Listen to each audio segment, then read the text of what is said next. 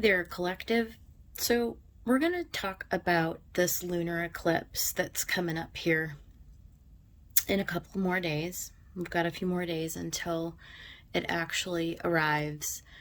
I'm going to start out by just briefly going over the astrology, right? So the influences of what is going to be affecting, the next 6 months of our lives, basically. And then I'm going to break it down and I'll go and pull cards, right? A tarot reading for each sign to sort of parse out the energies and what each of you may want to consider looking at. Okay, now understand a few basic things. Eclipses happen twice a year, every year. Okay, this year everything is happening on the Taurus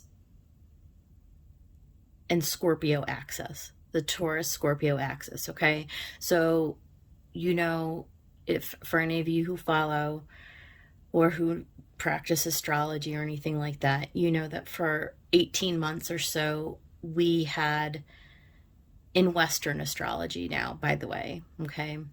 So tropical zodiac, just to be clear, is what I pay attention to. And so, right?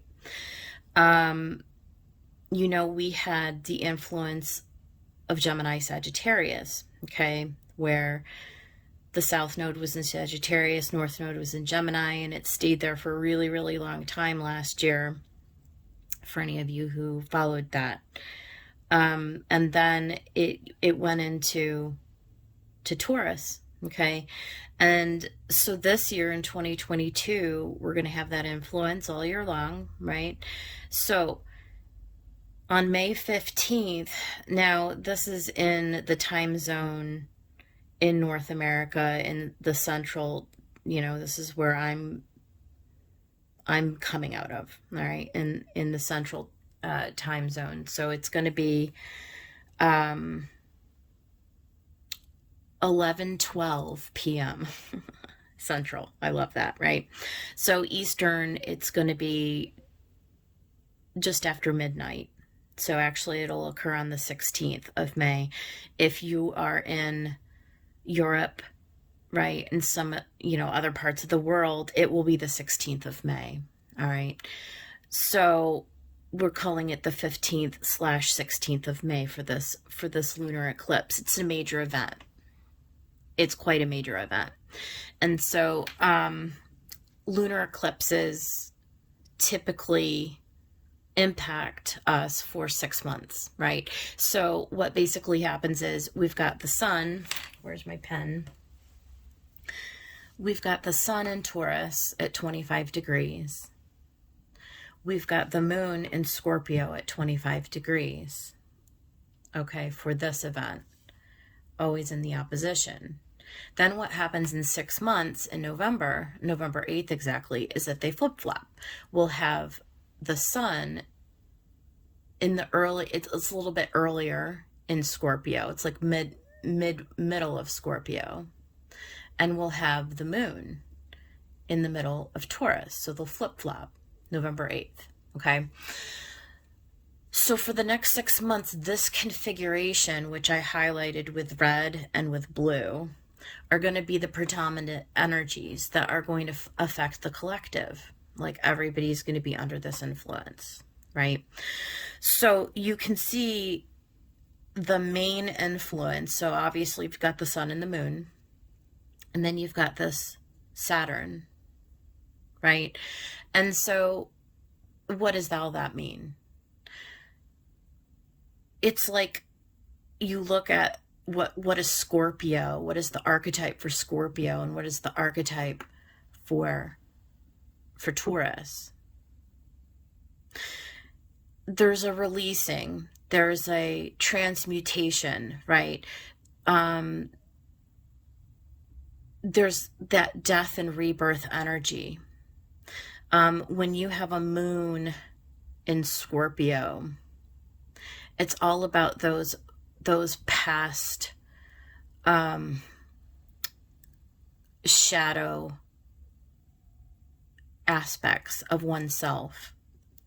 And these are fixed signs. So these are really, really going back into the depths, past lives, for those of you who subscribe to that idea, certainly to childhood within the current lifetime, right?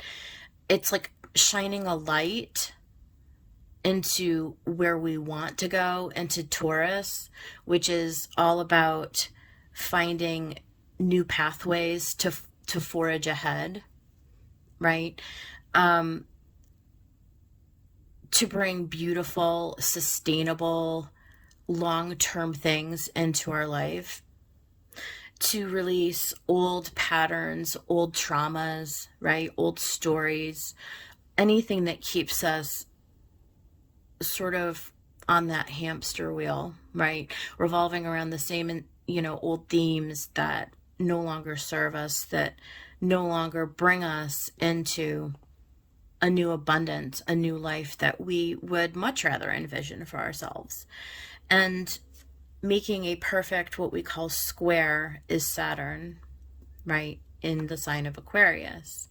So these are all the fixed axes. And then on the other side of this, we've got Leo.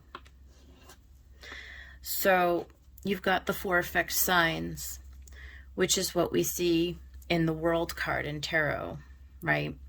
When we come to a completion of the cycle of the fixed signs, and we're headed into the age of Aquarius. That's the other important point, right? So Saturn, who is the ruler of time, of rules, restrictions, being patient, due diligence, responsibility, right? Like all those kind of keywords, the stuff that people hate. Discipline, structure, okay, all that kind of stuff. In Aquarius, the story starts to flesh out. In the words of Paul Selig and the guides, I know who I am, I know what I am, and I know how I serve. Because in Aquarius, it is all about the collective. It's all about the collective consciousness that we are all evolving into. And our individual part, how are we becoming this light, right? This light, and how do we serve the collective? So there's restriction here. There's, like I said, there's structure, there's discipline, there's learning, there's growing, there's growth, right? But it's in a very fixed way. And so what are the other players here? Well, my Leo friends are going to be really happy to know that whenever you have a T-square, which is what this is almost perfectly, you've got 25 degrees and 25 degrees, and then 24 degrees and 56 minutes. This is just minutes away from being absolute perfection here. All right. So what happens with Leo is, if we were to draw another point directly across from this Saturn at 24 degrees and 56 minutes of Leo, we would get a perfect square. And so this sort of is open energy. It's like, how do we balance the restriction? How do we balance? So how do we counteract all this tension? This is tense energy whenever we have the red. That's the red, right? It's like somebody's putting the brakes on. How do we release this? Well, it's through Leo, right? And so while we're over here being really responsible and, really doing the work and really facing, like, fleshing out, like, how we want our futures to look, Leo's over here going, well, the way that you do that to offset that balance so it doesn't become so one-sided, it doesn't become so heavy and so stagnant and so slow, right? Like, how do we get this train moving? How do we get this balance? It's through Leo. So yes, Leo will happen midway through this transit. So from May until about August, you may find, as the inner planets sort of continue on, right, in their circle, you may find something transformational happening over the summer, right? As things start to evolve and expand. But what's beautiful about Leo, what we know about Leo, is that there's something to be said about being spontaneous, being creative, really tapping into that inner child, right? Like a lot of this stuff has to do with past life karma. It has to do with like holding on to old wounding patterns or old traumas even. And Leo is like, it's like addressing that inner child. It's sort of going back to the beginning and saying, look, how can I infuse my life with something joyful, with something spontaneous, with something creative? Where can I influence this energy to bring something new and inspiring and creative into the mix? And so that's why Leo is an important, a very, very fundamental energy in this. So for the fixed signs, clearly you can see how you are all at the root, you know. But the truth is that we have all of the, like all of us have all of these signs within our birth charts, right? So just because you have a sun in Scorpio, let's say, well, that doesn't mean that you don't have all the other 11 signs. You do. And, you know, so this is a general overview and a general reading. Tarot is always like in this way, which is why it's really exciting when I get to do individual charts and when I get to look at people on a one-on-one basis and I get to read their cards or I get to read their astrology chart or what have you. It's always much more satisfying to get a personal reading, right? For anybody. For that reason, because then it's sort of like, well, how is this really impacting you specifically, and what specifically, you know, can you do, what actions can you take to work with these energies? But that said, we've got so this is the tough energy, right? But in the blue we have the harmonious energy. And so here we see Mars and Neptune in Pisces. Now, here's the deal. We've got Mars and Neptune in Pisces making what is called a sextile to the sun and a trine to the moon. Then we've got Jupiter, Chiron, and Venus all right here. So I will say this. The lovers, Mars and Venus, are not in happy places here, okay? Mars is not particularly happy in Pisces. He's a little stifled, right? He's not really in a powerful place. He likes to be in Venus. He likes to be in Aries, right?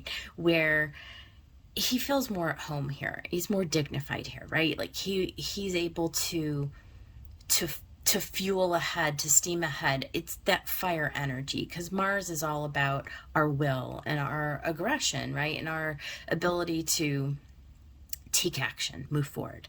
In Pisces, he feels a little muddy, but he's here with Neptune, and Neptune loves to be in Pisces. So Neptune is going to help Mars out. Now let's talk about Venus. Venus is also not happy in Aries. Venus really actually likes to be in Pisces. Very exalted in Pisces, right?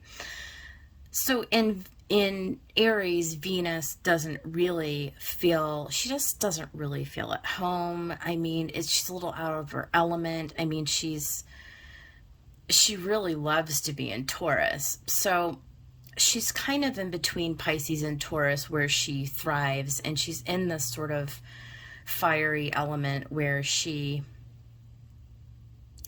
might feel a little, I don't know, underwater, perhaps.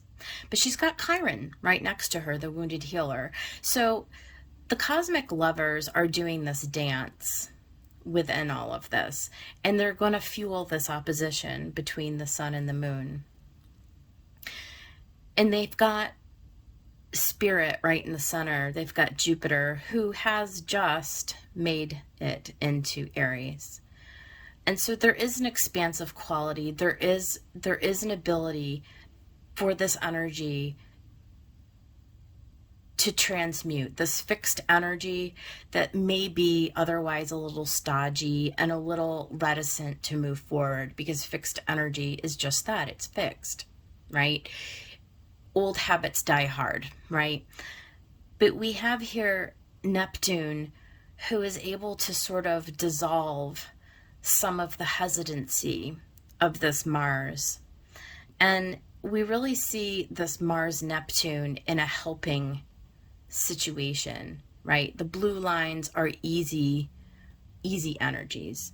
And while sometimes we might say, well, be careful when you have Neptune next to Mars, because you might succumb to, delusions and illusions, and you might be take action that's not really based in reality, and so on and so forth. We can also say, though, that with Neptune here, it sort of gives Mars an ability to sort of move forward in an otherworldly way. So in other words, we might actually start to be able to tap into some energy that we don't always have available to us, right? And it's like our angels and our guides, right? It's that whole thing. It's the whole, like, pay attention to your dreams, because what might be coming through is you might get some illumination on what this dynamic is for you personally, right? Like, how is this fixed energy and these old ideas, like, what is it that's holding you back from moving forward? So this actually starts to look like an advantage. It actually starts to look like, in moderation, right? Keeping in mind that, we're still going to be under this energy of Saturn, right? We're still going to have to do our due diligence. We're still going to have to take the day by day actions. It's not going to just happen overnight. You're not going to be like suddenly illuminated. Progress is going to be over time. All right. And then over here with Venus, it's like, how do we tap into our heart center? Like, how do we actually heal our hearts? Like, how do we heal the old wounding? Okay. Well, we've got Chiron, the wounded healer, right on her heels, just a degree away. Okay. So we've got Mars and Neptune just a degree and a half away from each other, and Chiron with Venus, a degree away. So we have cosmic help. We have help that's going to enable us to move forward. And again, we have this wild card out here in Leo. So I just wanted to kind of give that. And this is going to be a 6-month influence. This is going to be something that brings us all the way out to November. So keep in mind, we've got Pluto, the transformer, who is in retrograde. We've got Mercury on this side. So on either side of all of this, we've got our retrogrades. So that's why you hear everybody talking about, oh, it's retrogrades, oh, it's eclipse season. This is all working together this year very beautifully in this whole lineup, okay, of energies. So as we move throughout the year, we'll have more retrogrades. I can tell you, because I was actually doing some work this week with looking at how each of the planets will go into retrogrades. And let me grab and I'll just show you how I do that.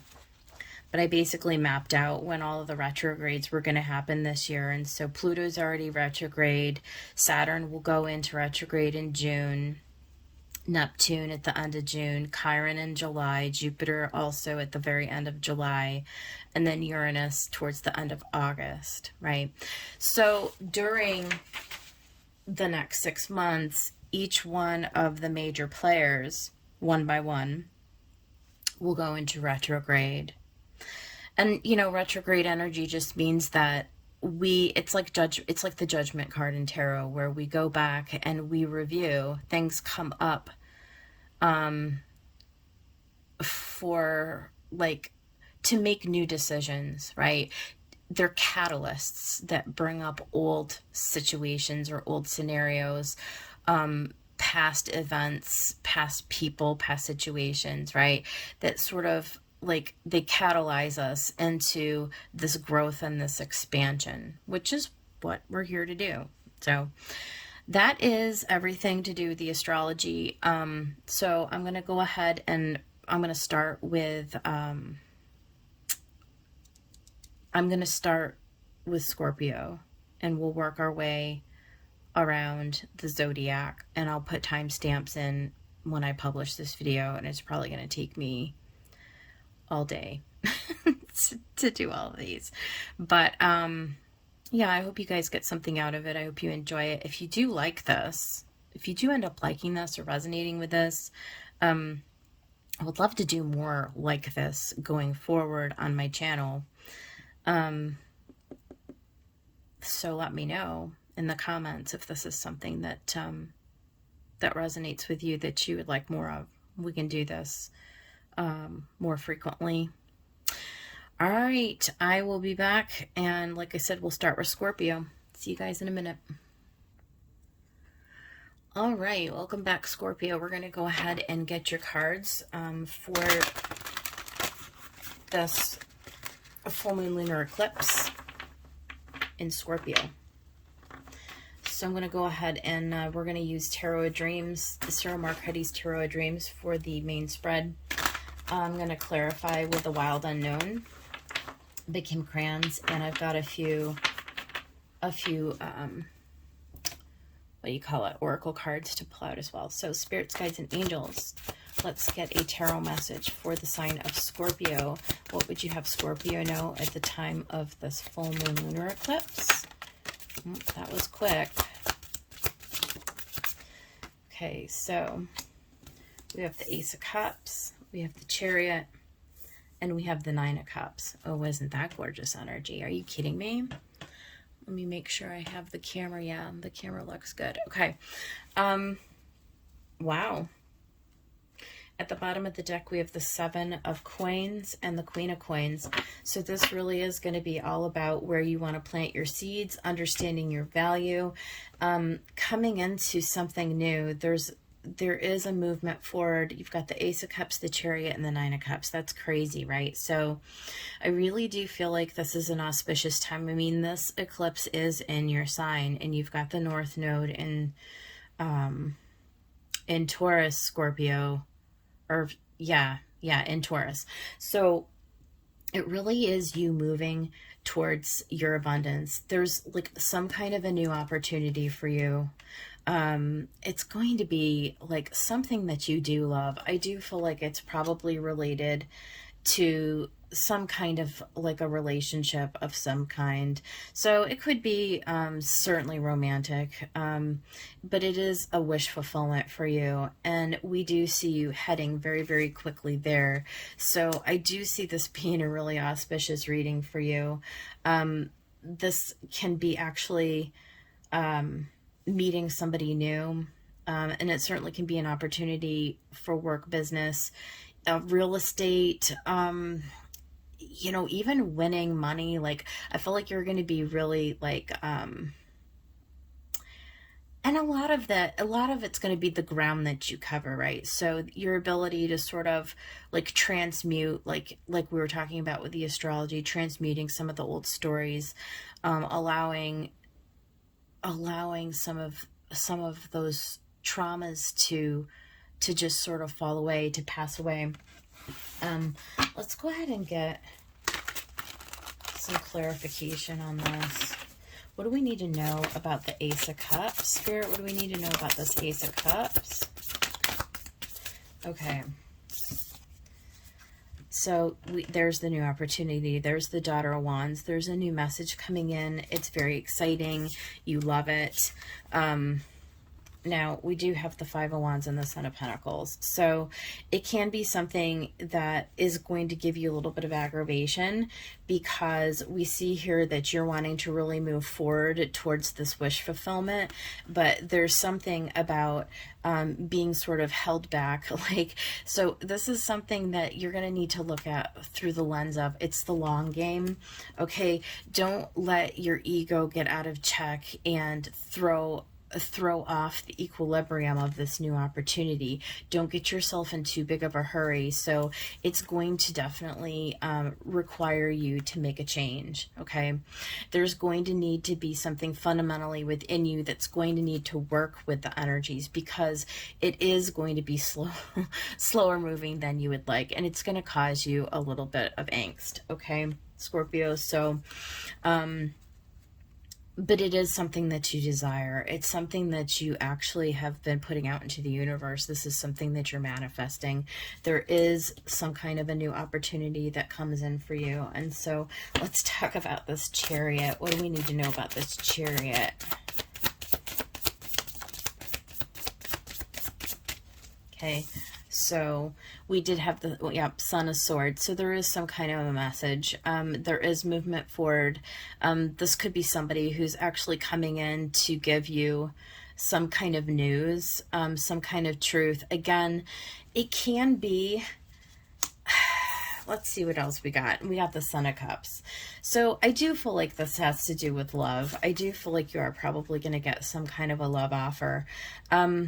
You may actually get more than one, but whatever it is, it's going to be sudden. It's going to be pretty quick.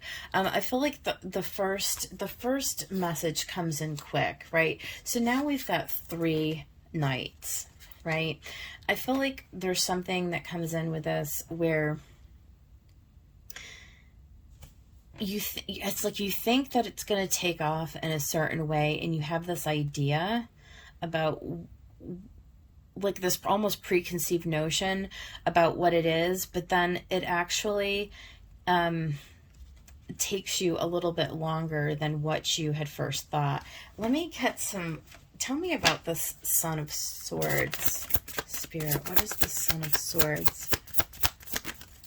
Yeah, it's an Emperor. This is a person. This is definitely a person. This is a person that comes in, and it really allows you to, like, to come into, like, I don't know, this authority or this. So there's somebody who comes in who is really being emphatic, that really wants to move forward with you, to plant seeds with you, to move you towards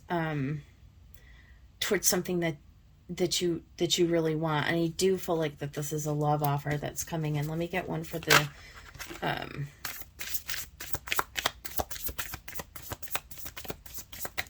Son of Cups. That's the Knight of Cups.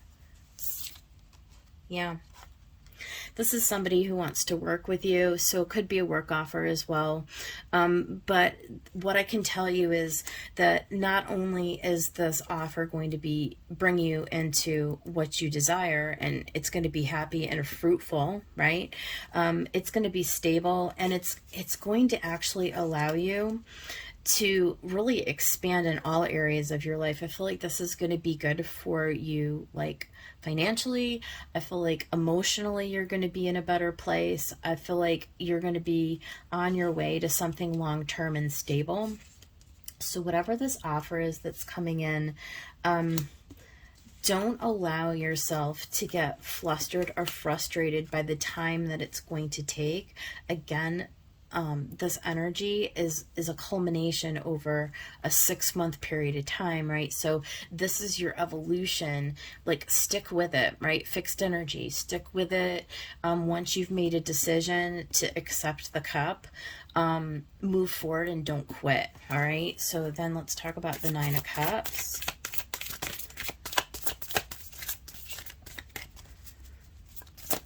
I really feel like this is going to be a good transit for you. I feel like you're going to get onto the right path. Yeah, justice, right? So there is something like, if over this year you are in a situation where you do have to negotiate or maybe adjudicate, maybe go through. There could be legal, it could be something legal, or you have to make a decision. You're really going to be able to come to a fair and balanced decision. Again, it's all related to this Nine of Cups. So it is going to bring you, whatever this justice is, it's related to the truth of what is meant for you is coming. It's going to allow you to step up into a more abundant and fruitful, sovereign place in your life where you're going to feel more steady. You're on the right path. As Tarot is saying, you're on the right path. Just keep going. Tell us more about this Justice card. What is this Justice? There's the Father of Cups. So being balanced in your emotions, not allowing, like the Father of Cups would never allow their emotions to be out of check. So this is somebody who is very mature, who's very balanced in the emotional space. This may be healing. Daughter of Cups, look at all the cups.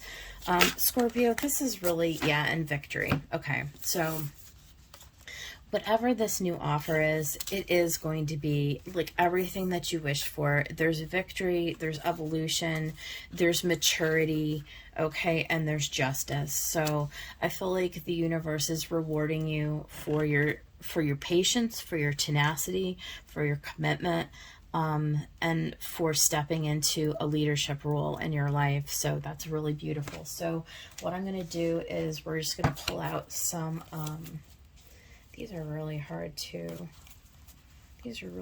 shuffle. This is the Kim Krantz Wild Unknown Archetypes. I love these cards. So what for Scorpio? Just give me one for Scorpio, please. Let's try that again. One for Scorpio, please, Spirit. What do you want us to? Okay, beautiful. So we got the Father. That's card 2, the Father. I do feel like, I mean, you've got the Father of Cups here. You do have justice. I feel like there's something where you're balancing out that masculine side of you, that again, there's this motion, there's this need to choose to move forward to your wish fulfillment. It's Mars energy, it's the Father, it's the masculine archetype. It's taking decisive action. It's coming into a harmony. Many of you need to start to take, instead of being so passive, right? It's about being proactive, right? It's about taking action. It's about, again, there's a stability and an authority that sort of comes in your decision making. Let's get something from Moonology, Spirit, for Scorpio.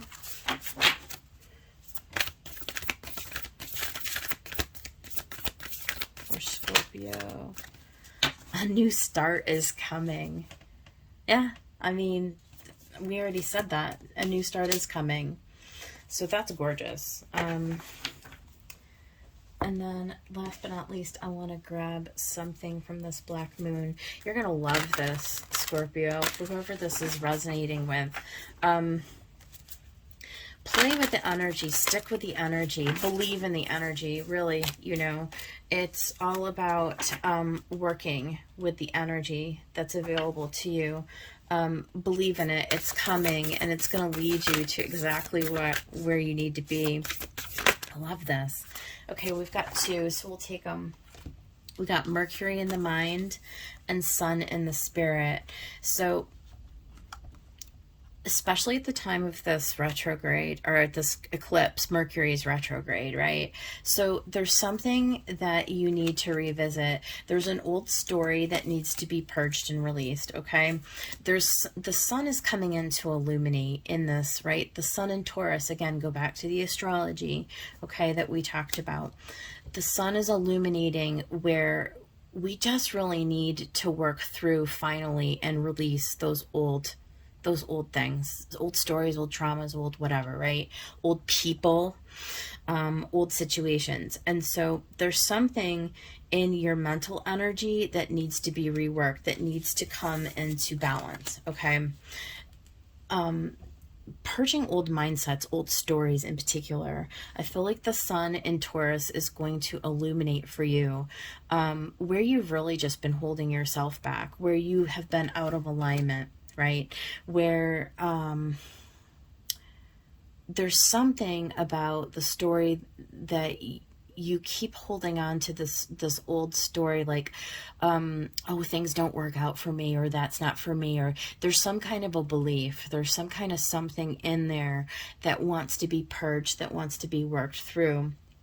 And that could be the new start in itself. It could literally be you turning over this new leaf, this new something where, like, suddenly you start to see what's possible for you. You start to actually believe in yourself, in your abilities to overcome, right? It's like there's something illuminated for you with this Father card. And I actually want to get into the book on this Father card just to see if there's any additional messages that we can glean, because this is card 2.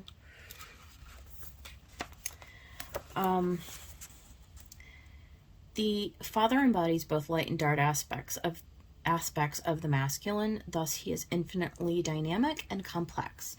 His energy is strong and regal, embodying such virtues as honesty, wisdom, and loyalty. Yet, ironically and simultaneously, the Father is often absent, literally or emotionally. Through absence or action, the Father eventually reveals that he is neither a king nor a god, but a human being with many flaws and wounds.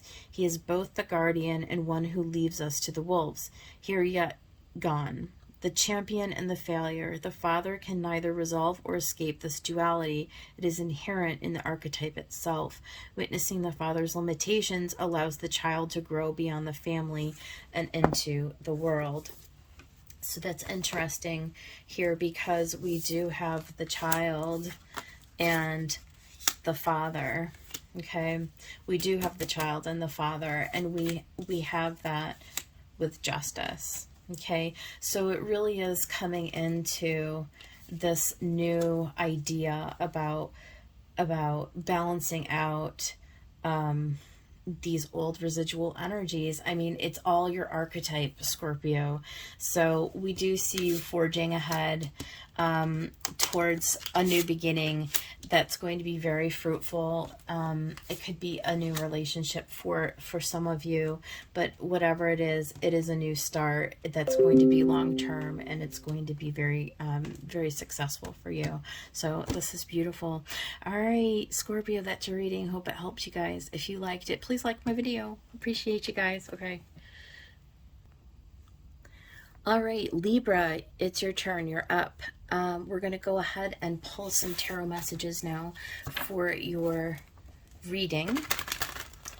All right, spirits, guides, and angels.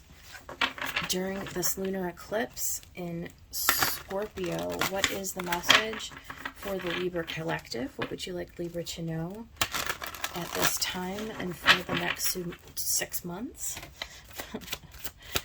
What for Libra? Oh, look at that. Knight of Wands. Emperor. And the Palace of Cups. Interesting. At the bottom, we've got the Three of Swords with the Five of Cups. So I do feel like this is really about you forging ahead and releasing all of this residual heartbreak and regret, right? Three of Swords, Five of Cups. That's really tough energy. We really see you coming into this sovereign place and coming into the realms of your emotions. Libra, I feel like the message here is really to embrace those old feelings, really embrace those old mental constructs, whatever needs to be purged and released. There's been maybe a little lack of authority in your life. It's like you finally being I don't know, getting the message or being encouraged somehow to sort of stand up and take authority in your life to, I mean, look at this card with the Emperor. There's something new. There's something that really wants to come through here with this Emperor. Let's start to get some, I need to get some, we do see you getting this really inspired energy to move forward. It's very not like Libra energy. So it's really coming, it's really an influence that's coming in, and it's like really you getting out of your mental space and really getting into this realm of emotion, balanced emotion though. So let's talk about this Knight of Wands. Let's see what this Knight of Wands wants to say.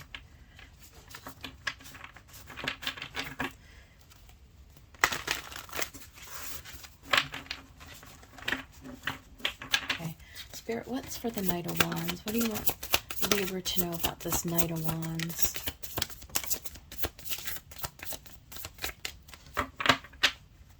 Let's get one more.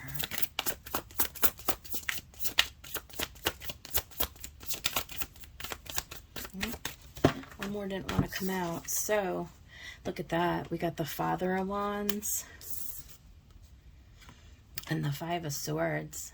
This is really, I mean, this is really taking like the reins to get mastery over this mental. So it's like you really releasing the old wounding patterns, okay? It's like getting in touch with, there's a maturity.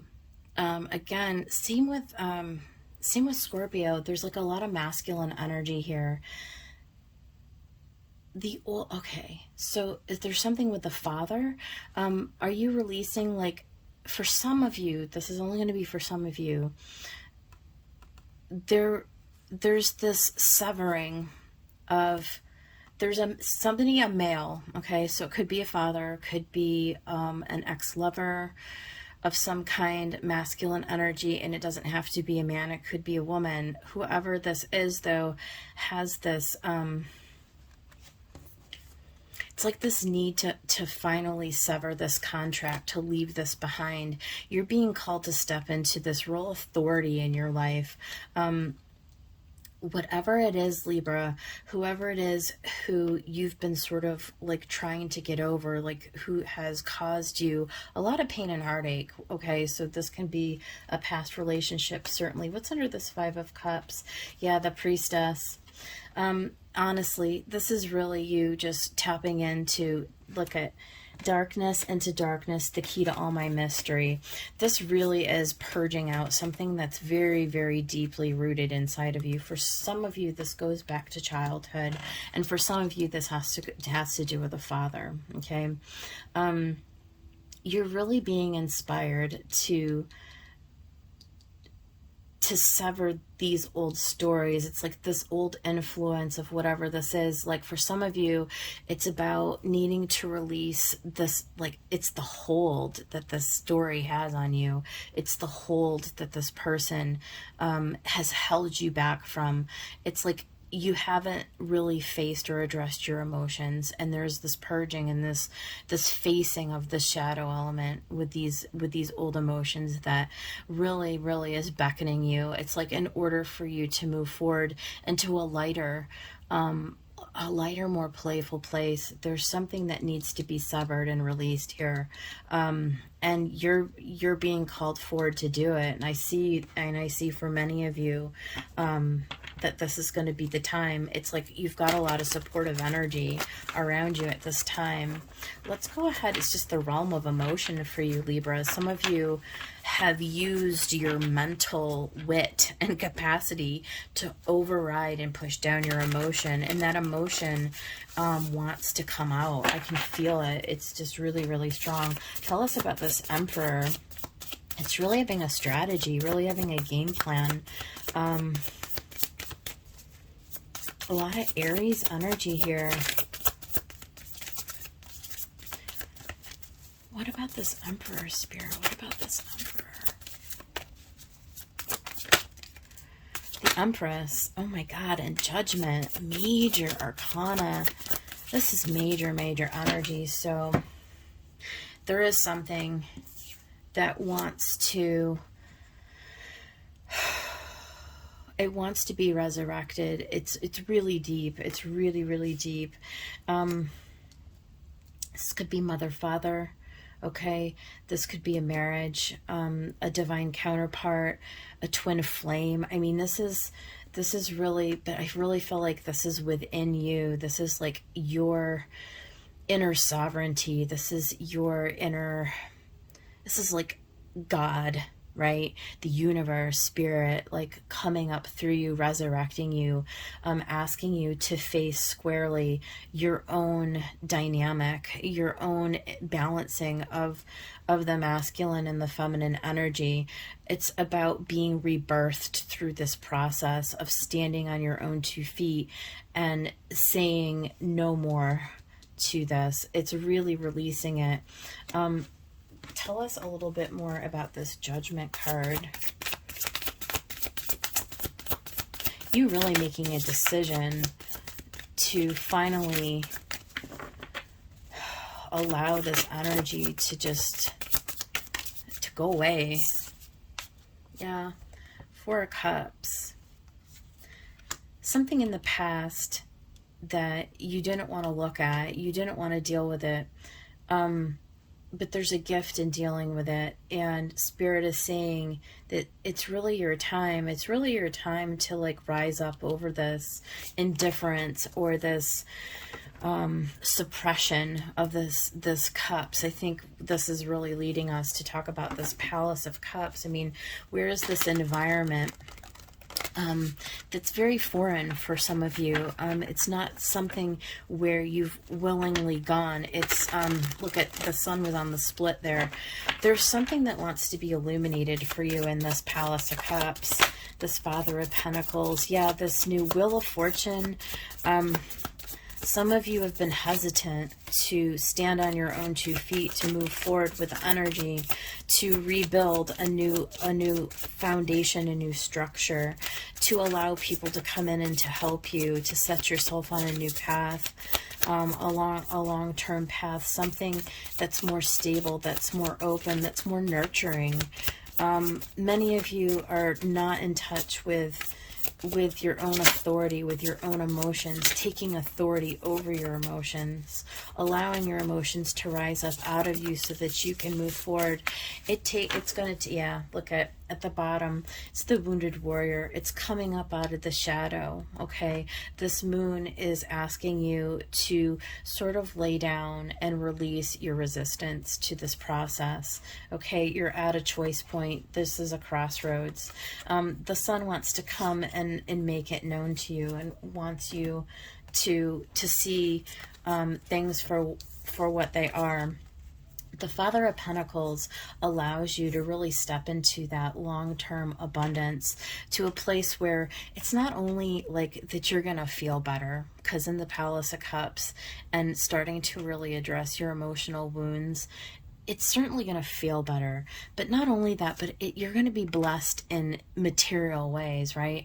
It's really going to affect your ability to start earning better money, to start having nicer things. Like in Taurus, it's about bringing in, it's bringing in luxury. It's bringing in like beautiful things. It's about really getting in touch with Venus here, okay? And the Hanged Man is getting a new perspective. It's 12th house energy. It's Piscean energy. And, you know, and Libra, this is the 12th house of this lunar eclipse, right? Libra is the 12th house to Scorpio. And so this really is asking you to gain a new perspective, to really go deep down, to be willing with this Wheel of Fortune to actually go and delve deeply into this place of emotional emotions, a place where it's sometimes a little intimidating. It's asking you to choose it though. Don't resist it. You've been resistant, many of you, but you have what it takes inside of you to transmute all of this. And we see this here with this first energy, this Knight of Wands. It's really getting on your horse, and in this case a dragon, and really just rising up to the challenge, because you have a lot of supportive energy. You have a lot of supportive energy in this realm, and it's going to really benefit you. It's going to bring you to that next place in your life. A new opportunity wants to come in for you that's going to be more stable. It's going to be more foundational. It's going to build like a new foundation, and it's going to bring you into a really nice long-term place. So this is the message. Let's go ahead and get some oracle. I've got Kim Krantz, The Wild Unknown Archetype, so we'll grab one of these. And spirits, guides, and angels, what would you like to share with the Libra collective at this time? What would you like Libra to know at this time? What for Libra? The vision. That's awesome. So clearly, like, I feel like this is really tying into the Wheel of Fortune and the Hanged Man. It's having this new vision for your life. What do you aspire to do, Libra? Like, really think about it. Like, where you are today, like, if you could have anything, what would it be, right? Really tap in. Like, what would give you joy? What would bring you joy? What would bring you, just, like, what would set you on fire? Like, you know, like, where do you see yourself long term? Like, if you just took the steps to really step into your power, to your inner authority, like, what would you do if there were no obstacles in your path? Like, where would you go? Like, who would you be? Who would you be? Who am I? What am I? And how can I serve? Those are the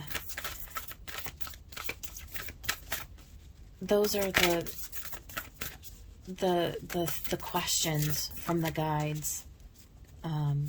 For those of you who know who Paul Selig is.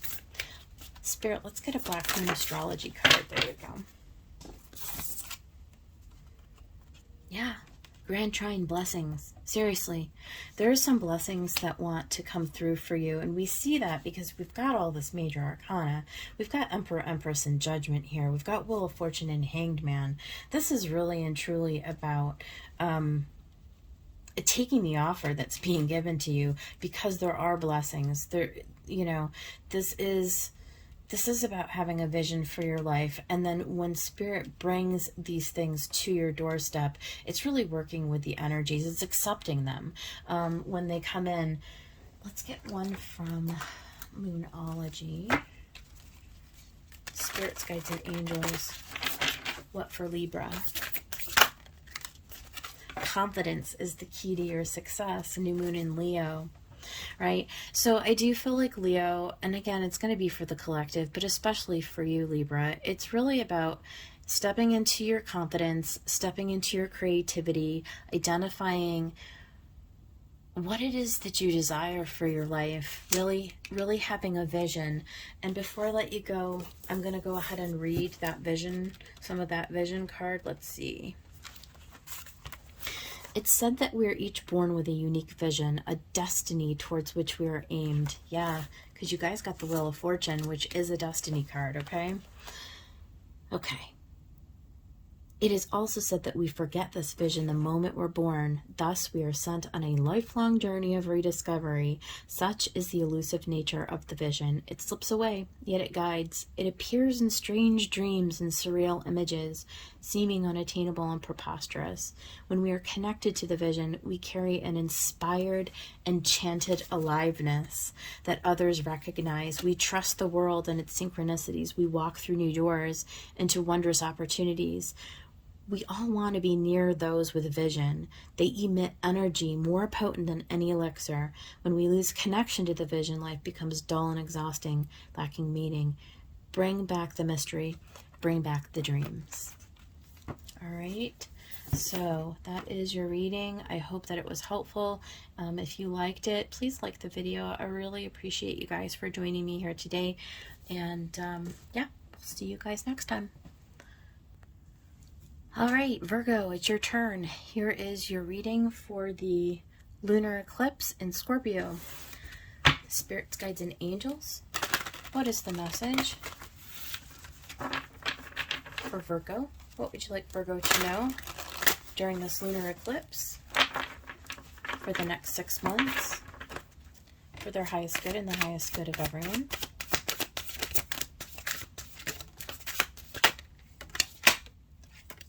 Okay. Well, I was only going to pick out 3 cards, but you got 4. It's beautiful. Look at this energy. Okay, on the bottom of the deck, you've got the Palace of Cups, okay, which is all about the realm of emotion. So we do see the sun as the first card out, and so this sun in Taurus is really, really going to illuminate for you sort of like what it is, where you need to go. It's going to illuminate this darkness, anything that's been blocked from you or anything that wants to come up that needs to be purged and released. We see this Temperance. This is an angel card. This is sort of like bringing spirit into matter. So again, anything that's sort of like, it's like your inner being, like your inner guidance is trying to illuminate for you what wants to come up that's going to bring you into a new foundation, into a new like next leg of the journey, right? It's like what wants to be birthed, it wants to come up, it wants to be tempered, right? There are blessings that want to come in. So in Taurus, it's all about like, what do you want to make? What do you want to create, right? Like, what would bring you joy? What would bring you stability? It's anything that's Venus related. What do you love, Virgo? What sets you on fire, right? Where do you see yourself? What would bring you emotional pleasure, stability, right? Beautiful things that are beautiful and pleasing, but also stable, right? Abundance. How have you been blocked, or how have you been blocking yourself? What are you not allowing to come in? It's like your own manifestations want to actually come in, and it's like asking you to allow those to come forward, right? You're right on the precipice of something new beginning. So this is beautiful energy. Let's go ahead and get some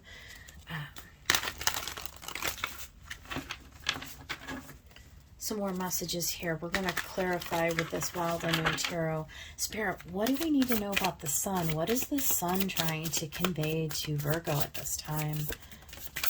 Yeah, Mother of Pentacles. What is your value? What is your worth? Like, how are you attracting abundance into your life, right? Like, what do you love? What would make you happy? Virgo, what would make you happy? What would make you, like, emotionally, like, set you on fire? Yes, the star. Are you following your internal guidance, your North Star? This is like all about being led by spirit. It's like following your dreams, following your visions, allowing the feminine to sort of like guide your path forward, right? So let's talk about the priestess. Let's talk about the inner guidance or the blockages, what maybe needs the shadows, right, that need illumination in order for you to get the healing and walk into this new place where you're balancing out the shadows and the darkness, right? So we see the Eight of Pentacles. So this is all about doing the work. It's about facing it. It's about having a practice every single day. Virgo, are you doing meditation, right? Are you going into the silence, into a place where you can allow that inner voice to come forward, where you can be guided, where you can release, where you can purge, right? Are you doing the work, right? Some of you, this also may be about illuminating what you do for work, right?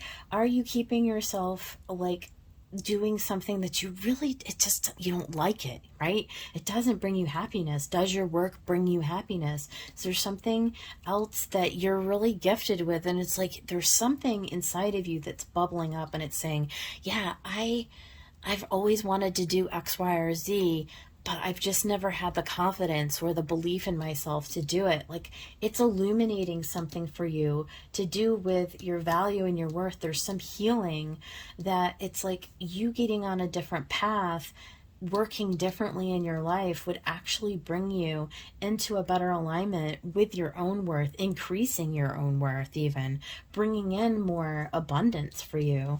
Interesting. A lot of messages there. Look at that 10 of Cups. Yeah, I feel like there's something with your work that's tied to your happiness. I feel like there's something that wants to change, that wants to be illuminated, to be brought in. And there's something with this high priestess and this temperance that's like, it's like your inner, it's like your spirit guides are trying, like they're almost screaming at you, like unblock me. Like, unblock me, Virgo. We want to show you what's possible for you. Like, we want to help you to make your way towards this 10 of Cups, this ultimate emotional satisfaction, this abundance. Let's talk about temperance. The Emperor and the 6 of Pentacles and the 7 of Wands. Yeah, it's really taking authority. It's about guidance from spirit, definitely. It's about getting rooted in your own authority, standing on your own 2 feet, standing your ground, knowing that you're being guided and protected. And again, there's this something about your worth, right? It's about like bringing into fruition something where it's like there has to be an equal give and take. It's like, Virgo, are you doing too much work? Are you offering too much of yourself? Is there something that needs to come into balance, right? Is there something that you need to make balanced in your life where you assert more of yourself, where you become more independent and more authoritative in your decision making, where you put yourself first? Again, recognizing your value and your worth. It's like, we know Virgo loves to be a help and be of serving, but are you overgiving? Are you not giving enough? Okay, conversely, this is an opportunity for you to come into balance where you're both giving and receiving in equal measure. Maybe there's a way that you can actually go out and serve, right? Maybe you've been spending too much time in isolation. Maybe this is a time where you need to find some place in the community where you can actually plug in with other people, okay? But whatever this is, it is about stepping into like what is meant for you. There are blessings that want to come forward, that want to show you the way that you can use your skills and your innate gifts and talents to bring in more abundance, to bring in more happiness, to bring you into this Palace of Cups, which, by the way, underneath it is the Emperor again. So, yeah, there's definitely something about you becoming, having a strategy or paying attention to the messages that are coming in about setting yourself free from any kind of restriction,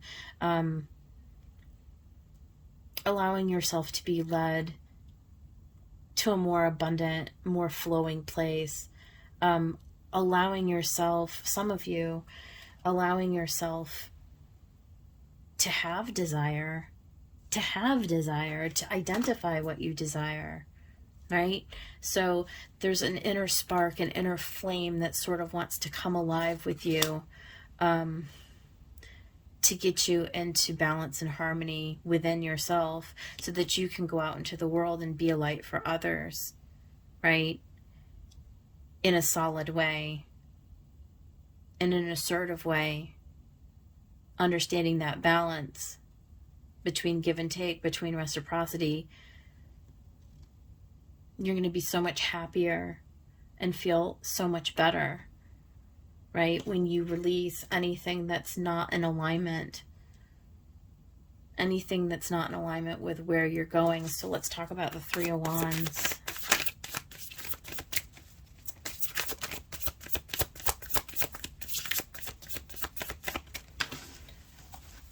Spirit, what about this Three of Wands for Virgo? Okay. We've got the Hierophant, the Nine of Pentacles, the Daughter of Pentacles, and the Four of Swords. So there is a healing. There's definitely a healing. There's something about releasing, like, see the sun is illuminating this little lammy's third eye. Okay, it's like, where do you need to review what you've been believing and what you've been thinking? Some of you have really been too much in the mental body, allowing your mind to control your actions, allowing your limiting beliefs to inhibit your forward momentum, right? It's like there's something new that's on offer here. It wants you to see, like, yourself as a child sees themselves, like somebody who's very creative, right? Somebody who is abundant, who's able and worthy to attract that abundance. Again, we see that at the beginning with this Mother of Pentacles. There are new opportunities that are ahead of you if only you will go through and do the work to purge and to heal the shadows that are wanting to come up, right? There's a need to balance the light and the shadow, okay, in order to set you off on this new path that really, really is here for you. Yeah. So that's basically what this next 6 months is about. It's really getting quiet with yourself and allowing the new possibilities to unfold for you. You know, what are you doing for work? It's really what I get strongly here. Like, what are you doing for work? How are you making money? Are you putting so much energy into work at the expense that your personal life is suffering? That's another message. There has to be work-life balance, okay? That's another thing that I'm seeing when I look at this as a whole here. There's something about overworking, or like working for somebody else who is not really paying you what you're worth, or is expecting like too much time for you, and you don't have enough time to actually like have joy in your life, to have like, right, to like go on vacation, to play with your kids, to, you know, whatever it is, to go out and date, you know, to go out and be in the sun, right? Get out of your house, right? Like, some of you, there's no balance. There's no balance, or there needs to be more balance. And some of you do need to stand up and put your foot down and say, yeah, no more, you know, like, you do need to stand up for yourself. You do need to hold your ground. And some of you need to embrace the possibility of starting all over again. To be honest with you, with this Daughter of Pentacles, that there is another path that wants to come through that would be more foundational for you, that would make you happier, right? And stop allowing your mind to stop you. Like, stop allowing your mind to stop you. Like, get out of your head and into your intuition. Okay? You have supportive energy here with the Star. There's abundance for you. There's so much abundance that wants to come in for you, and so much happiness, right? So you're being asked to participate in that process. All right, so let's go ahead and, Virgo, let's get some oracle messages.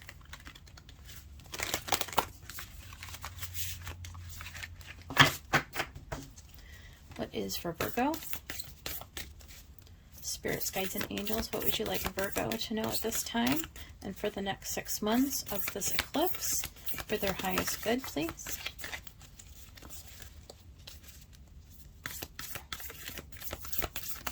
Oh, goodness. We're just going to take this top one. The animal.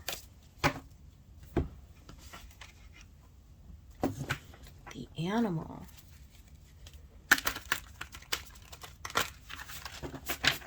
I'm probably going to use the book to look at this, but I feel like there's something like instinctual about that card. Look at the eye. It's like instinctively, you know, Virgo. You know that this like situation that you're trying to like that you find yourself in right now is just not aligning with like who you really are. There's something foundational that needs to be purged and to released at this time, to be released. Let's get a Black Moon astrology card for Virgo.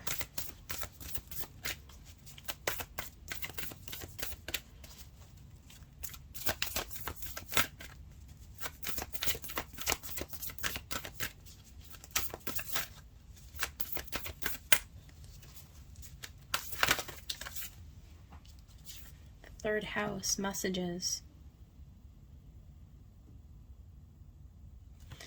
You see the Eye of Horus at the top there too.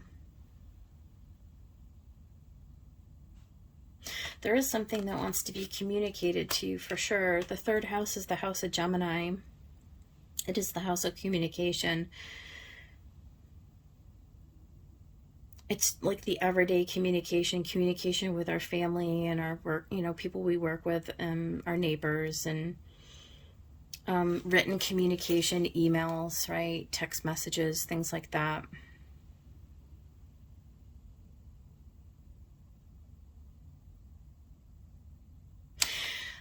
The message I'm getting is that I feel like some of you are going to receive a message and it's going to be a catalyst for this change, this cascade of change that occurs. It's like something, you're going to get a message and it's going to be the thing that breaks it all wide open.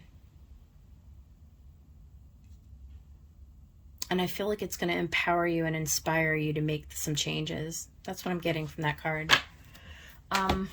Let's go ahead and get one from Moonology. I'm going to read that animal card for you guys. Let's get one from Moonology, please, for Virgo. Bring love into the situation. Seriously. Seriously. You guys spend a lot of time thinking and a lot of time analyzing, right? And it's like, Virgo's a very service-oriented energy, right? And sometimes you forget to bring love, to bring emotion. Like, what do you want? What do you desire? Virgo, are you beating yourself like to death with work? It's kind of like honestly, it's like what I'm getting here. Let's take a look at this animal card. Here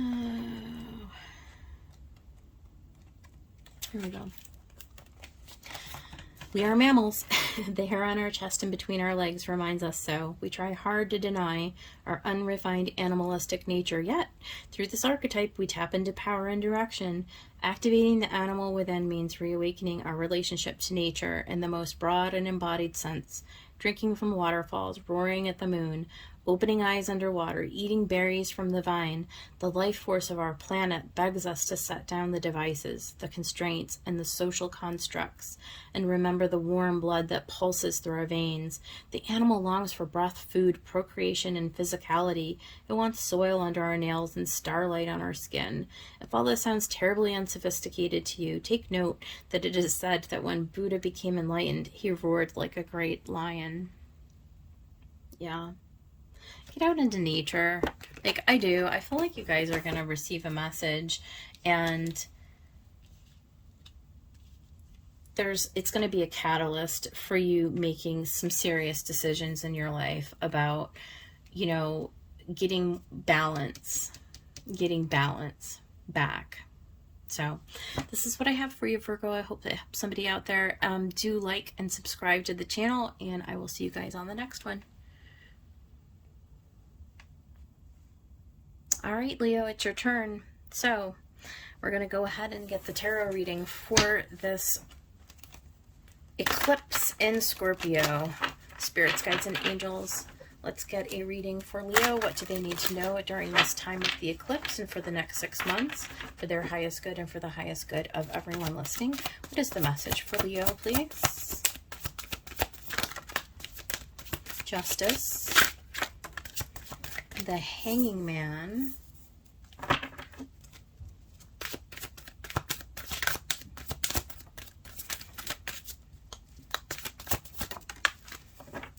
And the Eight of Cups. At the bottom of the deck, we have the Six of Coins and the Ace of Wands.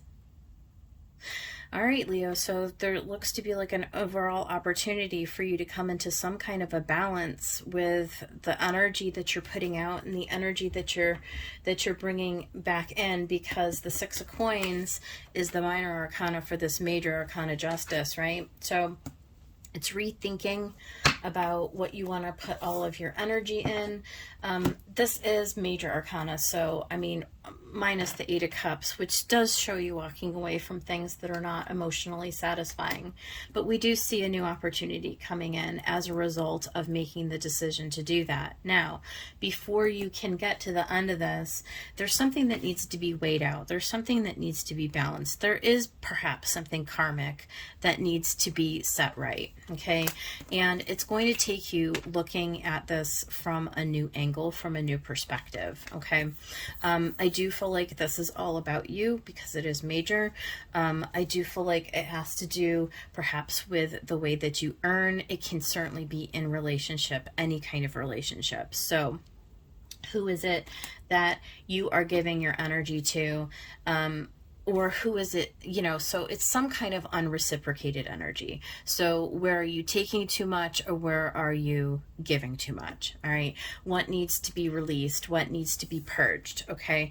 How do you need to rethink the situation and the role that you're playing in it, right? Are you keeping yourself, invested into situations that are just no longer for you, that are not giving you any kind of reciprocity, that are not bringing you into any kind of an alignment?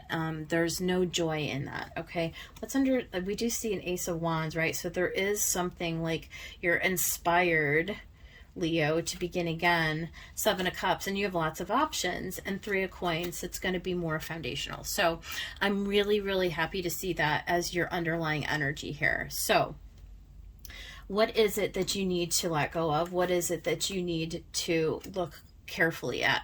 Now, be careful with the Seven of Cups, right? Because that's why we need to take time. And we saw with the astrology with a Saturn, right, being directly in opposition to your sign, Leo, in Aquarius. This is not anything that you can make a quick decision about, okay?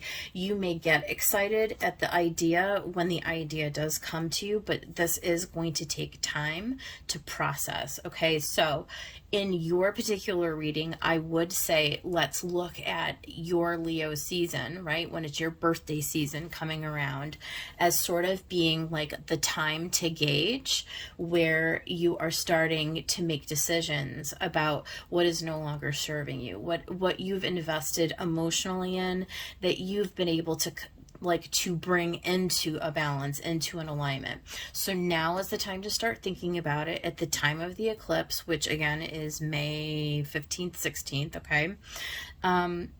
Use the next few months. I would really use the next few months to really just pay attention like an observer. Watch the situation unfolding. Go about your business, right? Be fair and balanced, right? Like, don't be an asshole. Leo. And I say that as a Leo, okay? But, you know, be fair and balanced, and really watch and witness how things are unfolding, and that's going to inform when the arrival of the new opportunity comes, you're going to know what it is, okay? You're going to be able to make decisions. So let's talk about justice, right? Let's talk about justice. Spirits, what do we need to know about justice? Four of Pentacles. Well, fours are seriously about foundations. Son of Cups. Could be a love offer. Definitely. Could be. It could be an offer of something that you love.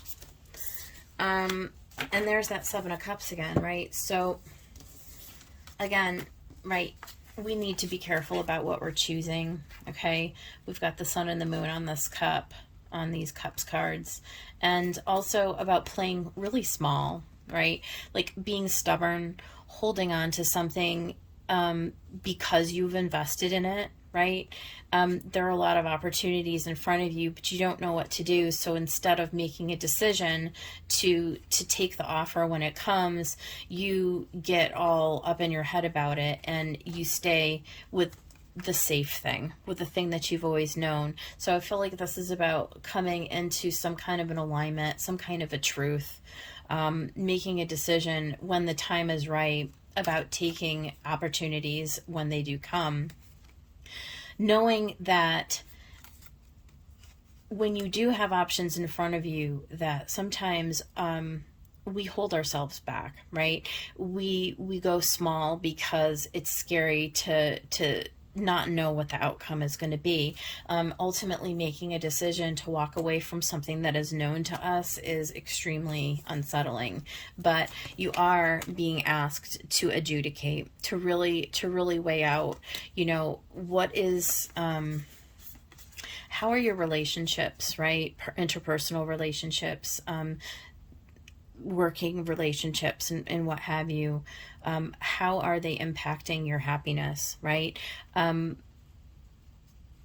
Again, like with the astrology, take a look at the joy in your life. Like, are you getting out into nature? Are you getting out with friends? Are you able to go do fun things? Are you able to, right? Like all of the things that bring us joy in life, are you able to take advantage of those things? Or are you keeping your world too small? Are you keeping it too restricted? And, you know, not allowing yourself to color outside of the lines, as it were, because that's too scary for you, right? So there is something about coming into a better alignment within yourself, about taking chances, about taking opportunities, about going bigger, right?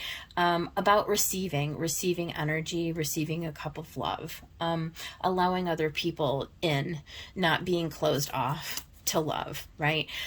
Sharing part of who you are, your gifts and your talents with other people, not being so self-conscious, right? Right? Like a lot of messages with this. So there are a lot of things to consider. There are a lot of things in life that need to be turned on their head, that need to be illuminated. There's a lot of shadow, right, that needs to be faced, that needs to come into balance here, okay? So let's talk about the Hanging Man.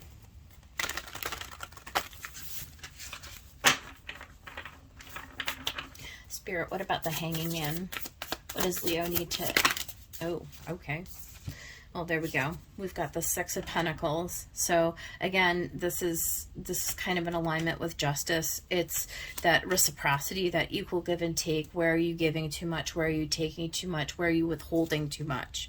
Another six, balance and harmony.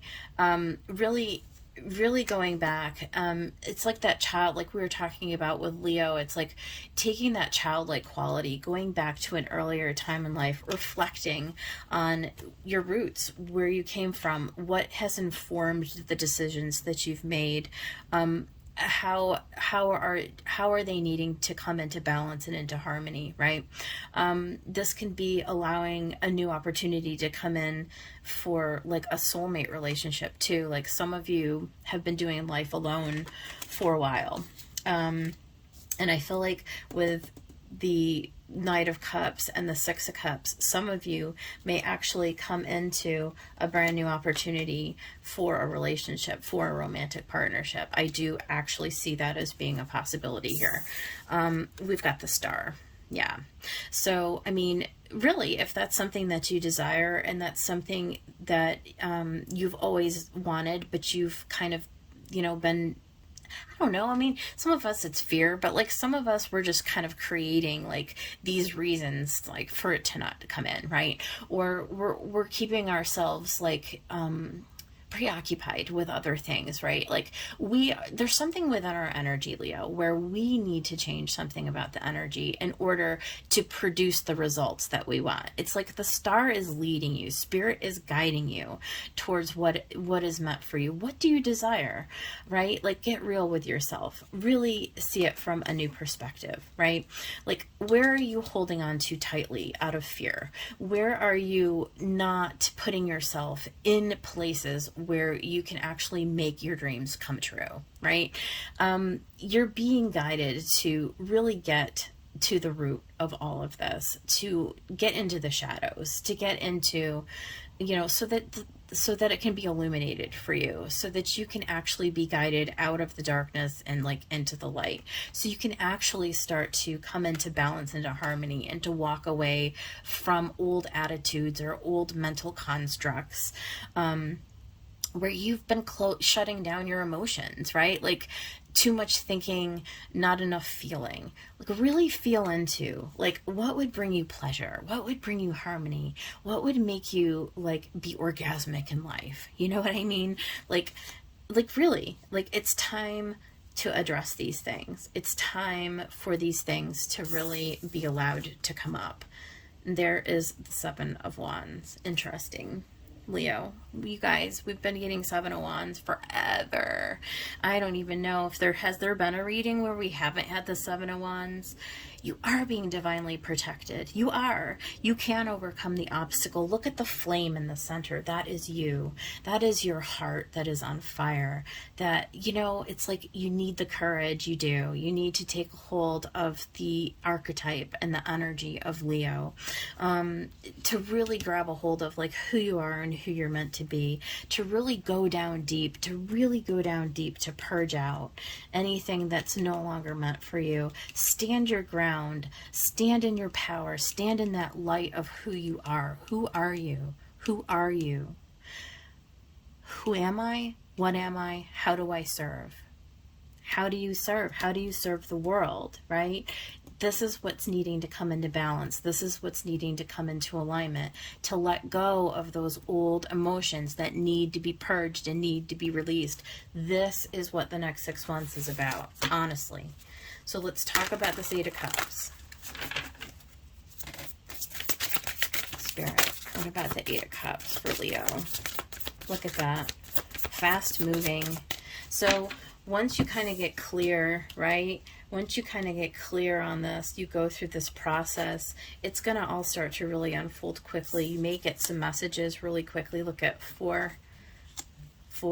I feel like you release these mental constructs. There's something illuminated.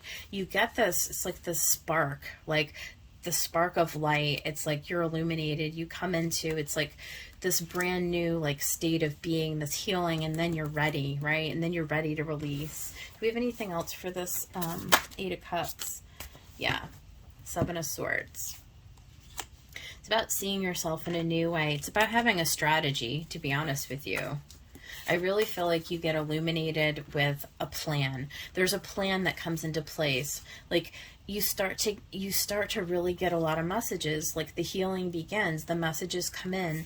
Now you know what you need to do to heal, to get out of this thing, to release this old pattern, these old woundings, to sever these old mental constructs that have been keeping you stuck, that you've invested in for far too long, and it's time to let them go, because there's something healing, there's something rejuvenating, there's you're set on fire, you're set alight, you're being guided towards something new, something very, very divinely inspired. And we see that here with this Ace of Wands. It's something that is going to be more reciprocal for you. It's something that's going to be more fundamentally aligned to who you are. Look at Ace of Wands on the bottom of the deck. We got the Ace of Wands twice. Okay, so it's coming. It's coming in its season. So commit to the process now. For those of you who are interested in seeing this energy come to fruition, right? It's just about doing the work. It's really about doing the work, you know, getting quiet every day, going into meditation, really talking to yourself, right? Like we did when we were kids, you know, we used to talk our problems through. Well, it's kind of time to do that again, right? And you're going to see through the season where things are going to start to come into alignment. Things are going to be ready to move, right? You're going to start to see movement in a really fast way and a lot of healing energy coming in. So this is gorgeous. All right, let's go ahead and get some oracle messages for Leo. I'm going to use the Wild Unknown Archetype deck along with the Black Moon Astrology cards and the Moonology. So, spirits, guides, and angels, what is the message for Leo? What would you like them to know during this eclipse and for the next 6 months to help them? What for Leo? Whoa. Okay, so this one came face up. Look at the healer, you guys. The healer.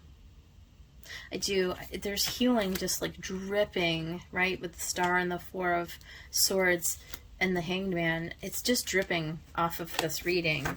So we'll get into the book on this one and we'll read more about the healer. For some of you, you're actually stepping into, it's like once you heal whatever needs healing within you, then you become a light to the world, right? Then you step into your own capacity to heal. So there's that also as a side thought. What about this Black Moon Astrology? Okay. 9th house, faith.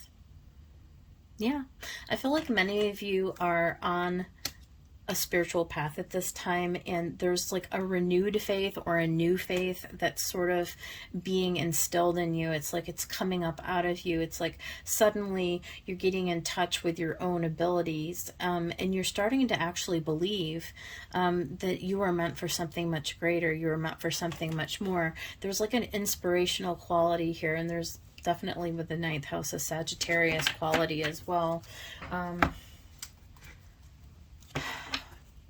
We do see something that really sets you on fire, something brand new that comes along. So let's get one from Moonology, please. One from Moonology. Oh, okay. Show the world the real you. Full moon in Aquarius. I love this. Yeah, Leo, I mean, look at Leo's, my Leo collective. We are not meant to play small. We are not to remain hidden. You know, we're here to be a service to the world, definitely. We are. We're here to serve. But in not in like the big grandiose ways that we may imagine. Literally just being ourselves. Like just stepping into a healed, like, you know, a healed state where we sort of like balance out anything that needs to be balanced, that needs to be tied up, right? Like once we do that and we maintain that, we're enough.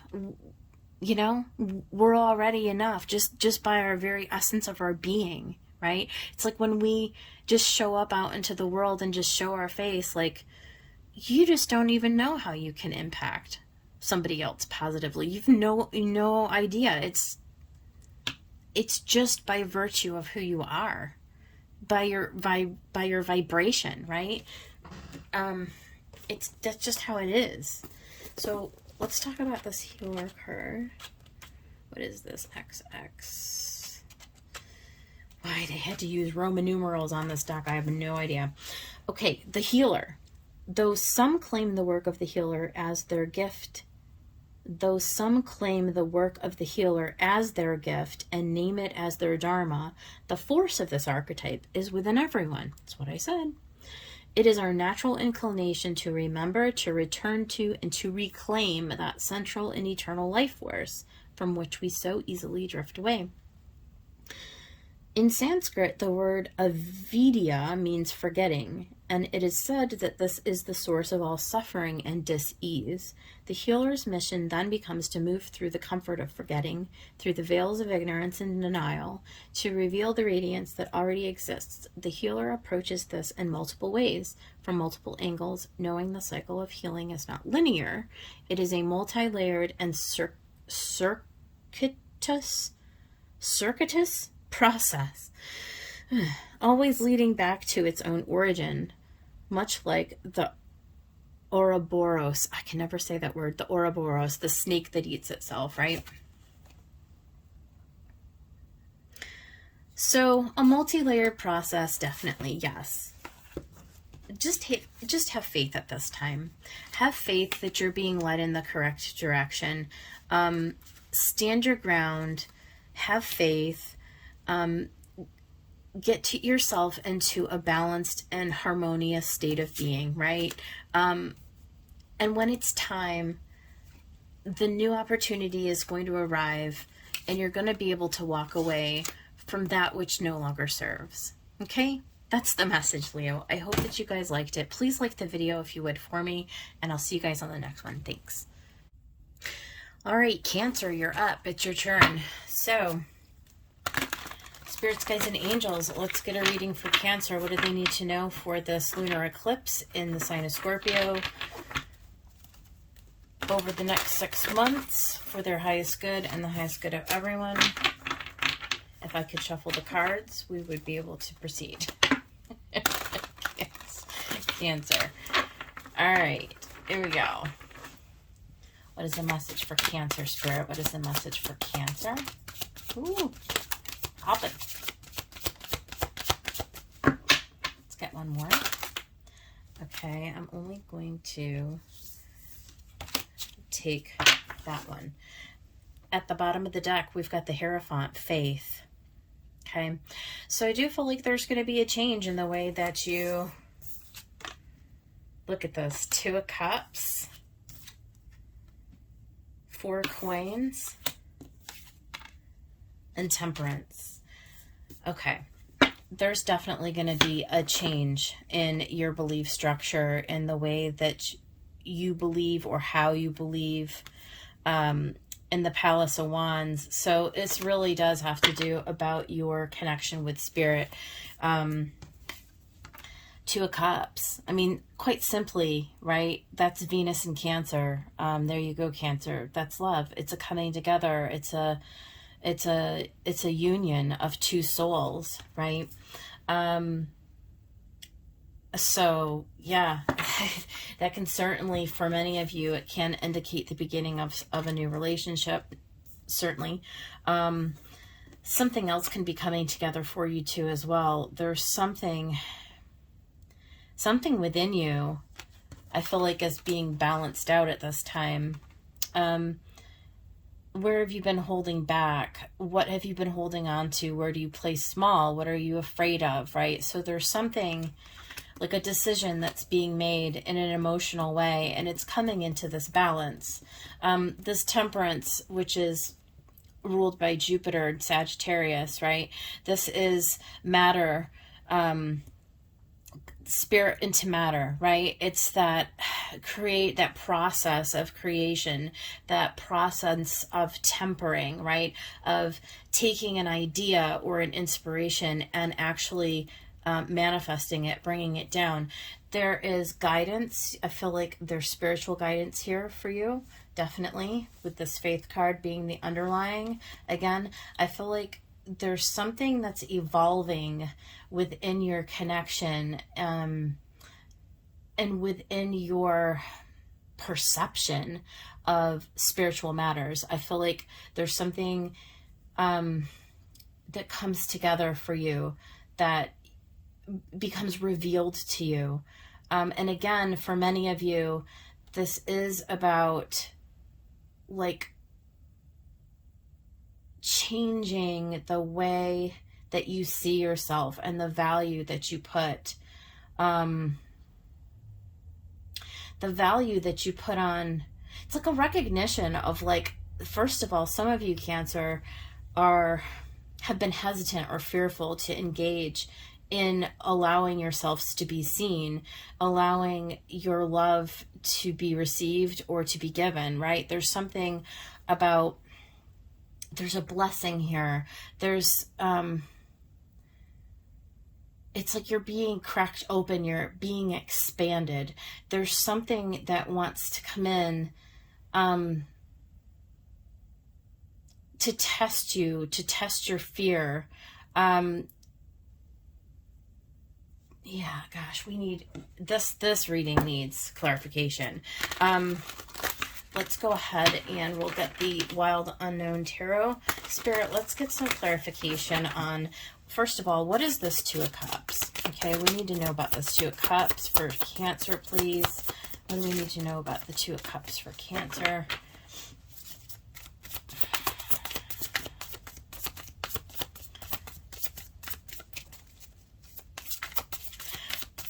There's something about partnership, yes. Right before that Wheel of Fortune just popped out, it just came to me that there's something about your partnerships that need some kind of a healing or some kind of a moving on from, or so there's going to be beginnings and endings for different people depending where you are on this wheel. For some of you, there's this hesitation or this fear, this lack of faith in moving forward in partnership specifically. There's something about revealing yourself or allowing your heart to be open and vulnerable that is a particular fear for somebody. You're afraid of losing. There's something about you that feels like revealing yourself in partnership is particularly, it's particularly troublesome for you. It's a real belief. It's a real challenging belief for you that wants to come into harmony, and it needs healing. It needs to come into temperance. In the Palace of Wands, so it's really connecting in with your inner guidance, right? It's really connecting in with, like, this is an angelic blessing card, right? Like, it's like Spirit wants to come in to show you something about how you can get into this reciprocal energy. Look at, and underneath that is the Lovers. So I really feel like for Cancer, for a lot of you, for many of you, this really is about having the faith that you are going to come into this opportunity for union with a soulmate relationship. For many of you, that's a thing, okay?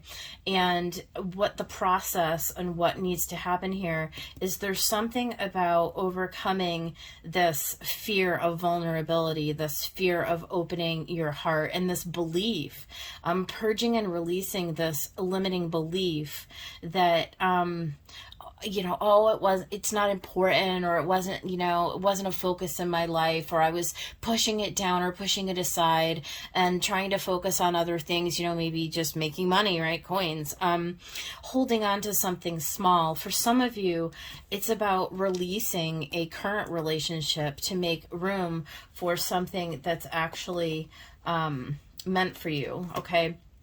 So, but that's only going to be for a small percentage, but there's definitely about that fated, that destined, allowing that destiny to unfold. Like, don't be scared to allow this wheel to turn. And it is a choice. It's a choice. Choose your choices. Okay. You have a choice to purge this old woundedness or whatever you have that's revolving around relationship, that's kept you from really fulfilling what is meant for you, from really going the full distance in relationships for some of you, for feeling worthy in relationships, for feeling like you deserve to be in a reciprocal relationship, right? Some of you overgive in relationships, right? There's all kinds of different scenarios and messages coming up with that wheel. But my God, it's the Two of Cups coming up again. So it's really, really strong. I feel like love and relationships is the theme for you, Cancer. It just is. It just is. You're meant to move into something. There's some kind of, fated, destined partnership that is equally, like, you're equally yoked with this person. This person is, you're on the same level spiritually. You're on the same path. It's like you're destined to come into union with one another. And it's going to be six harmonious. It's going to be six of coins, six of pentacles. It's going to be reciprocated, equal give and take. But there's something first that you need to work through in this four of coins. And what is it? You need to temper. There's some kind of a fear or some kind of a disbelief. Yeah, Nine of Cups. Okay. Some of you are almost afraid to admit to yourself what it is that you really want. It's like you've been holding yourself back, or like I said, pushing it aside or pushing it down. Like, oh no, it's not important, you know, like I have other responsibilities in life maybe, or something in the past hasn't worked out. And so you kind of keep yourself hidden. You kind of keep yourself in the shadows. No, this energy that we're in right now, there's this Taurus energy, Cancer. Taurus wants you to embrace. It wants you to embrace the finer things in life. It's ruled by Venus, right? Sensuality, you know, love and beautiful things and wonderful experiences, and it wants you to lavish a little more attention on yourself. It wants you to indulge a little bit more. I wouldn't say this for every single sign, but here it seems quite clear. It's like you need to identify with what would give you wish fulfillment and happiness, because it wants to come in for you, but will you allow it, right? That's the kind of energy I'm getting off of this Nine of Cups. What else for this Four of Coins? Yeah, there's a purging and a releasing and a coming into, like, whatever has happened in the past revolving around relationship. It's really, really coming into a harmony around old woundedness and heartbreak, where you've been hurt in the past. It's like getting justice too. You may be, for some of the Cancers who are listening, you may be in a relationship that does not align with you, that has actually, like, it's beyond its expiration, that type of thing, right? That needs to come to a karmic completion. It's been toxic. It's been poisonous. It's been heart-wrenching, right? It's really brought you through a lot of trials and tribulations. You've learned a lot through it though, right? And there's a truth that's sort of being revealed to you. It's like spirit coming in and saying, you've done all you could do, Cancer. It's time to release. It's time to release the past. It's time to move towards something that's new, that's an opportunity, that's going to bring you into a spiritual and a material and an emotional renewal, right? A renewal of something. Gosh, it's being worked on. You're being guided towards it. Some of you may actually need to go through a divorce, and what you're scared of is losing, you know, I don't know, a home, or, you know, alimony, or I don't, you know, something, right? So there's a little bit of fear around this, but Spirit is saying, no, push through, because what is coming for you is going to be, gosh, it's like the pot of gold at the end of the rainbow, right? It's like a real blessing. If you can find it within yourself to trust and to believe, right? To have faith that you're actually being divinely protected. There's that Four of Pentacles again. That Four of Pentacles again, right? But a four is building a solid foundation, right? There is joy to be found. It is once you sort of are able to get yourself moving beyond it, beyond the fear, beyond the limitation, the beliefs of lack, right? What else? Okay, what else?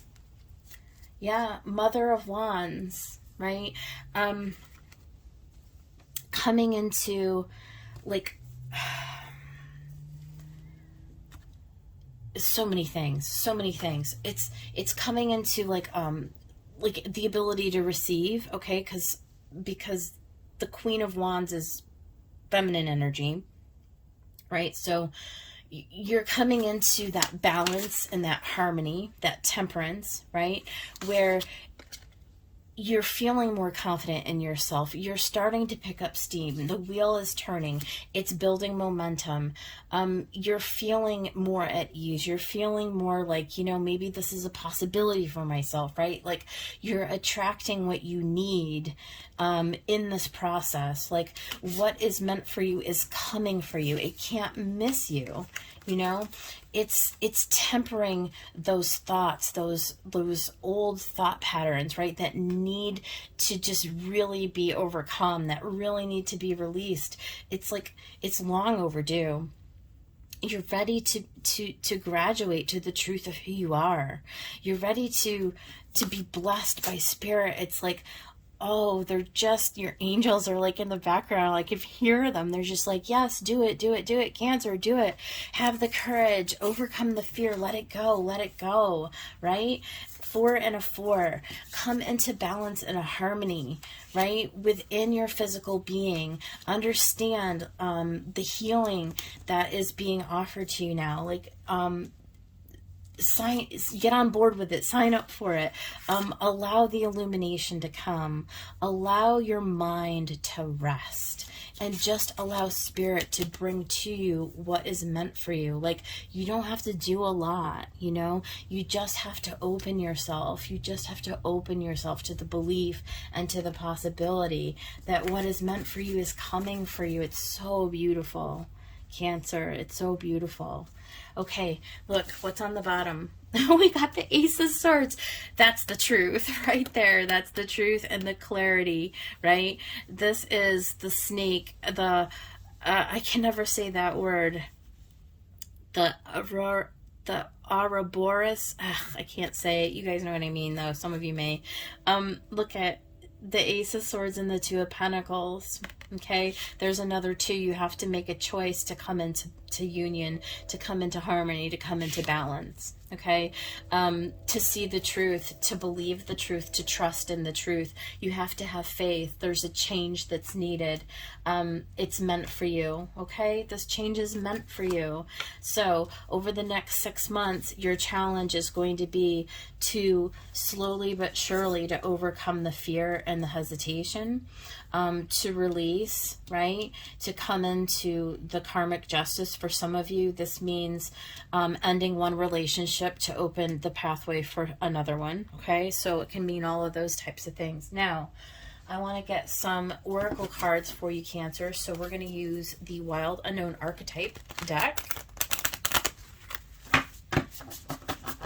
Spirits, guides, and angels, what do you have for the Cancer collective? What do you have for Cancer, please?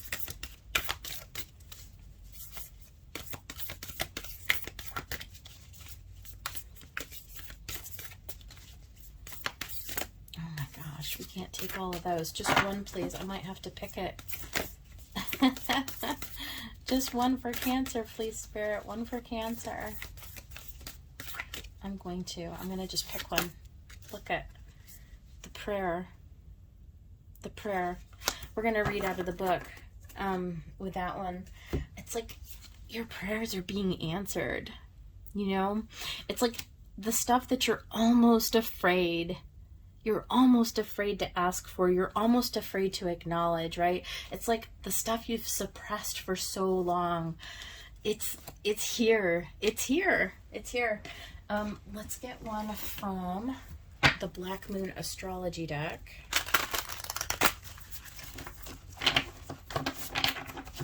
What for Cancer?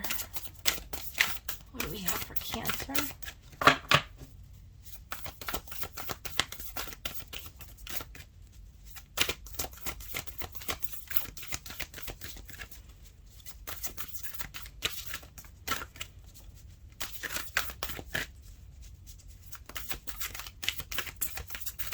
What do we have for Cancer? Okay.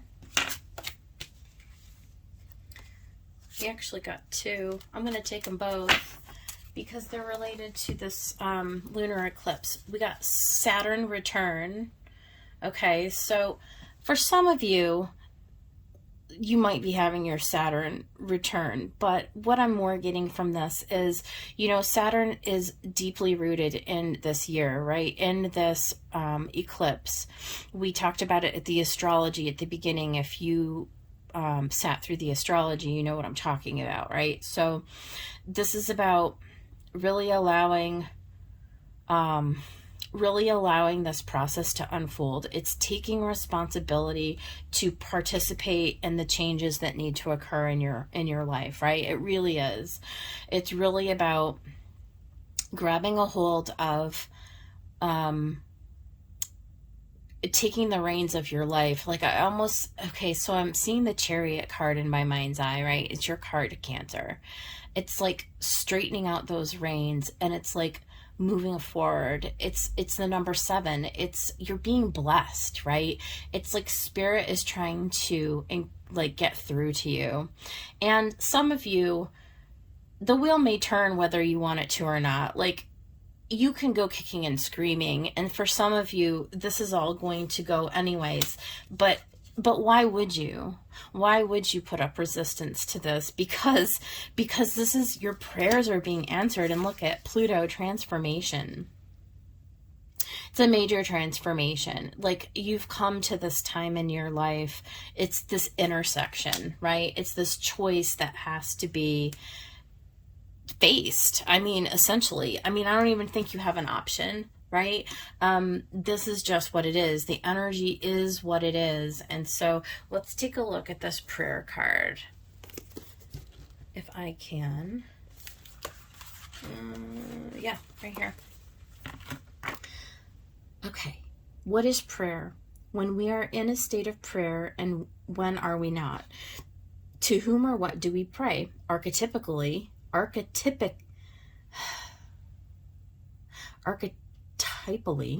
can't say that word. Archetypally, the practice of prayer has been with us since the dawn of time as a remedy for the omnipresent self-centered thinking that spins us toward illusion.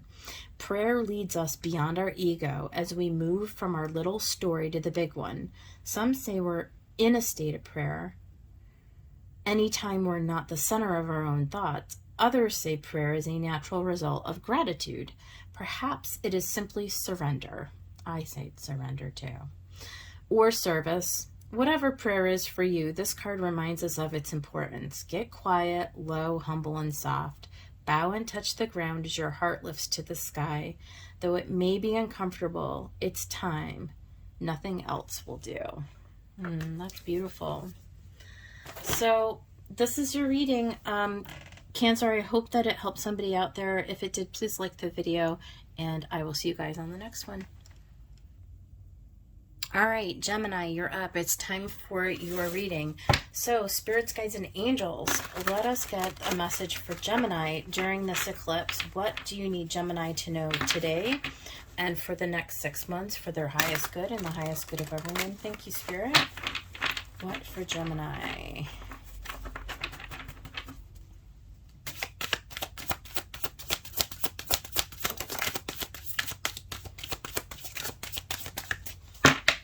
What for Gemini, please?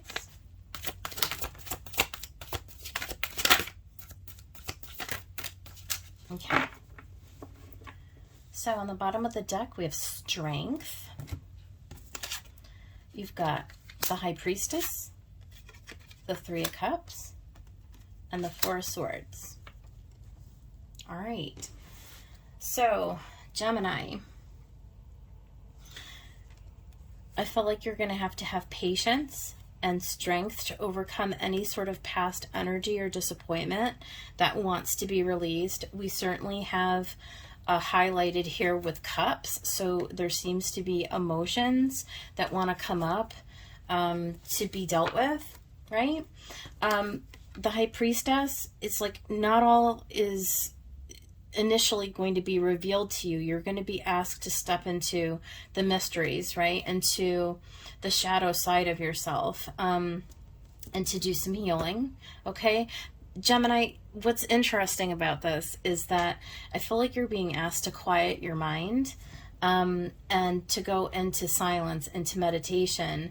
And as a result, what's going to happen naturally is this Three of Cups. It's going to be a real release, a real celebration of harmonious emotion. Like, I feel like you're going to come back into yourself, right? So patience with the process. Gemini, this isn't like, you know, this is a long-term thing.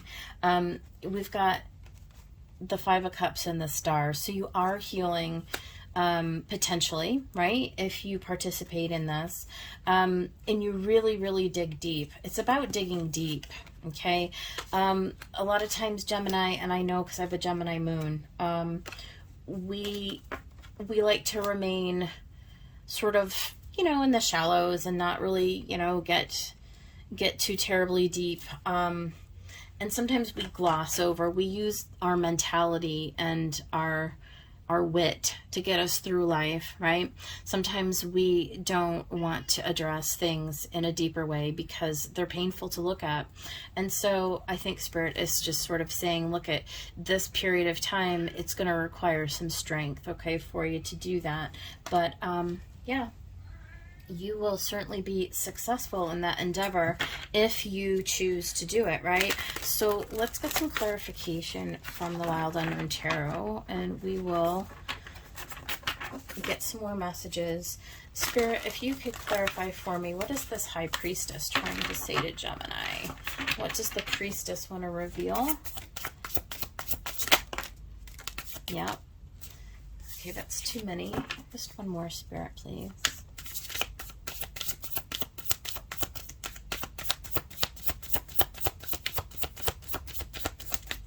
Just one more, Spirit.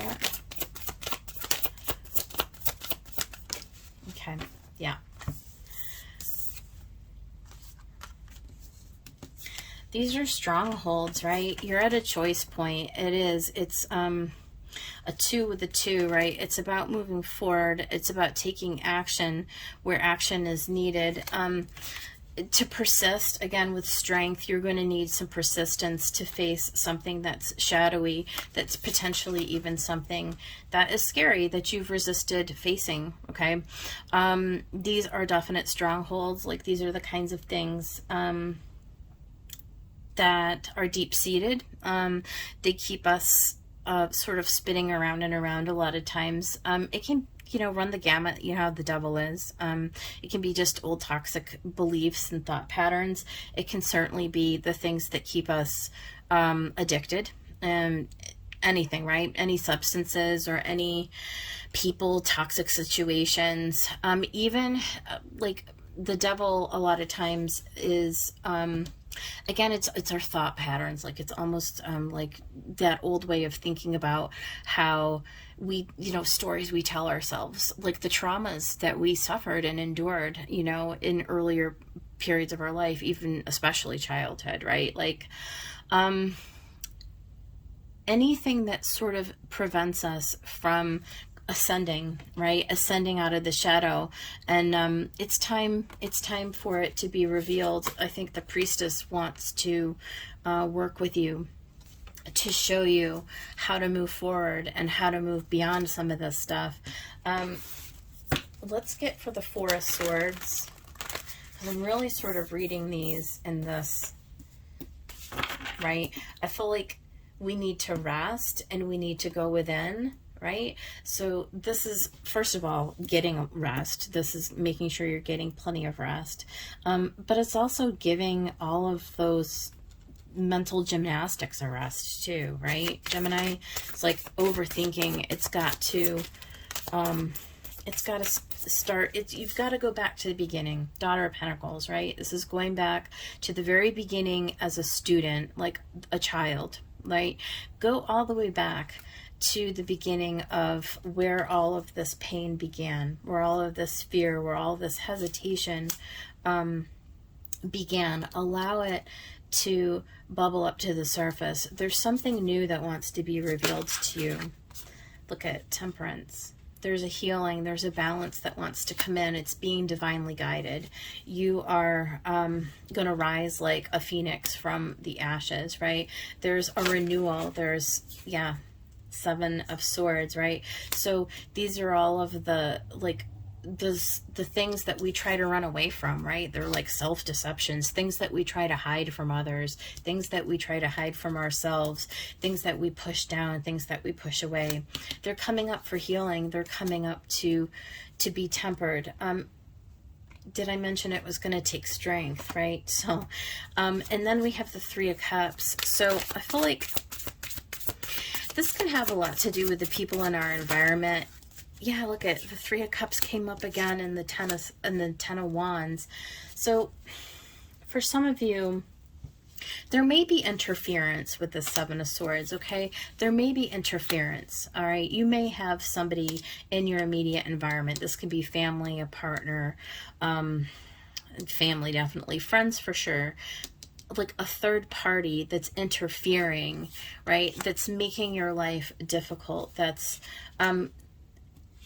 keeping you stuck in a pattern. So maybe one of the decisions or one of the actions moving forward is to acknowledge where the people in your life are not really helping you. And actually they're making it worse for you. I mean, this is like where, you know, here's a situation, here's a scenario, like somebody who is trying to, I don't know, stop drinking, right? And then they have friends who come over and drink alcohol in front of them, right? And they're just like not being supportive in some kind of way. It's some kind of an interference or even a belief. Sometimes it could be like a belief system that we have and we've had since childhood that's interference for us. It's like, oh, I'm not allowed to move beyond this thing because I was told, you know, as a kid that this is what we do in our family. And so therefore, you know, there's like some kind of acknowledgement that needs to come up. It's like going back and redoing. It's like revisiting your youth and you know, releasing things that that don't serve you, that don't align with you, that don't bring happiness to you. Anything, it's cutting out anything that that you know, that's heavy, that's burdensome, that's cumbersome. But it's acknowledging it. It's like having the courage to face it, right? That's the first step. And I feel like that's a choice. That's a choice that you have to make, right? Like, it takes a lot of gumption to go through this process, this catalyzation. And there's nothing here other than temperance that would indicate to me that you're required to do it. Like, there's no Wheel of Fortune, there's no world, there's no, right? There's nothing here that says that you have to do it. It's simply a choice. It's just a choice that you need to kind of decide, you know, is it time to release that old devil? Is it time to face that, right? Has the burden become so great that you can no longer continue on? I would say yes. I would say yes, it is, right? It is time. You know, and your spiritual team is behind you in the background, sort of clapping and egging you on, saying, yes, do it, go, and we're helping you. But it is a choice. It is a choice, Gemini. So at the bottom of the deck, you've got the Mother of Cups, a lot of love. Okay, there's a lot of love that wants to come in. There's the High Priestess again, a lot of support. Again, your spiritual team wants to bring you into a very loving, nurturing environment where it's safe for you to do this, okay? It's safe for you to reunite with parts of yourself that you had, you know, lost a long time ago. And for some of you, that's just reconnecting with your own inner voice, with your own center, right? It's just putting down the fears, right? And just going into the silence and just bringing in those blessings and that spiritual guidance so that you can release that burden and that heaviness. You don't need to do this on your own. You have a team that wants to help you in this process. So yeah, that's the message. So let's go ahead and I'm going to get some, what do you call them? Some oracle messages. I'm going to use the Wild Known Archetype oracles. We'll get one for you. So what for Gemini, Spirit? What do you have for Gemini? What do you have for Gemini, Spirit? What do you have for Gemini?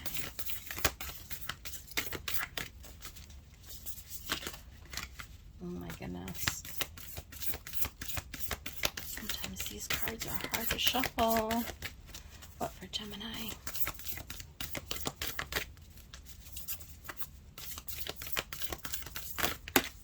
Okay, I'm just going to take the top one. So we got the fault line.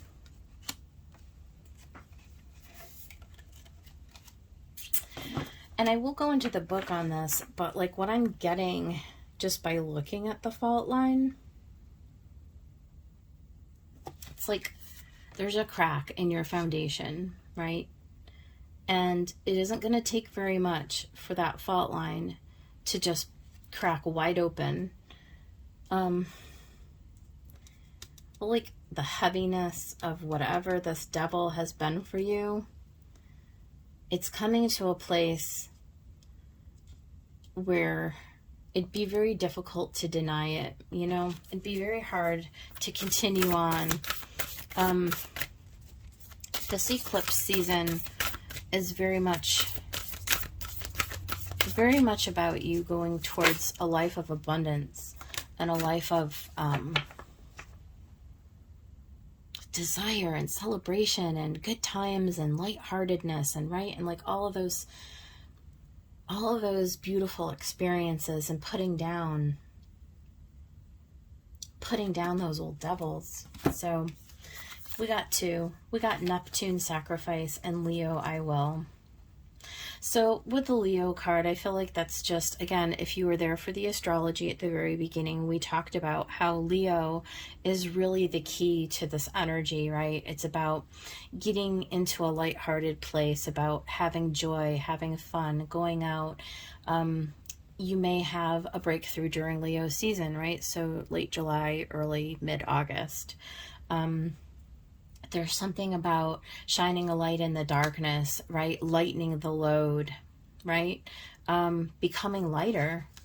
And then we've got Neptune, Sacrifice. And if you remember, Neptune is in Pisces and it's right next to Mars.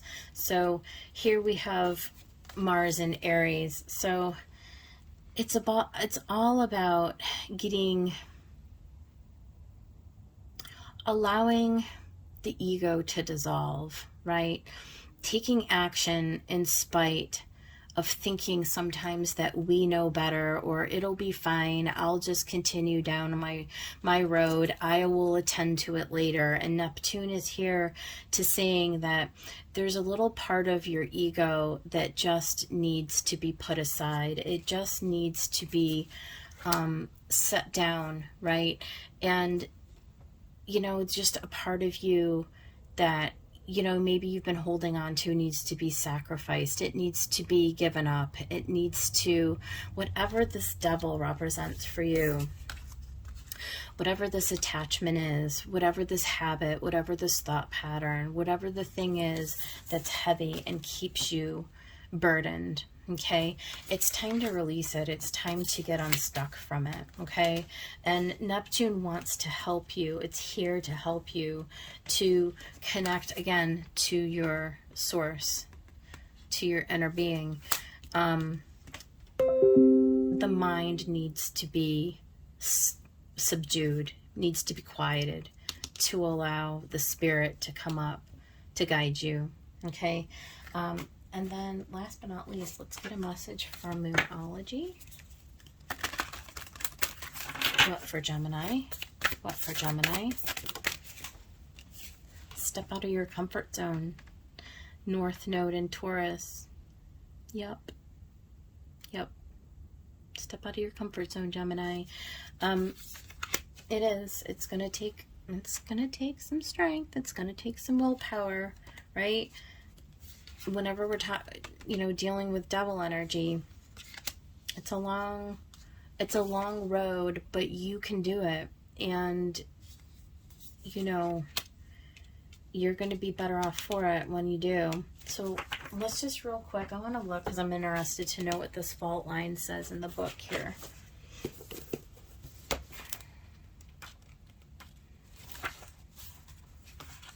XLI.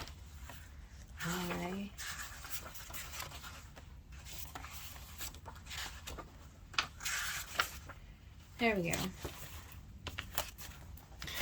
Imagine walking across a frozen lake that begins to crack before your eyes. No matter how optimistic and brave you might be, panic ensues.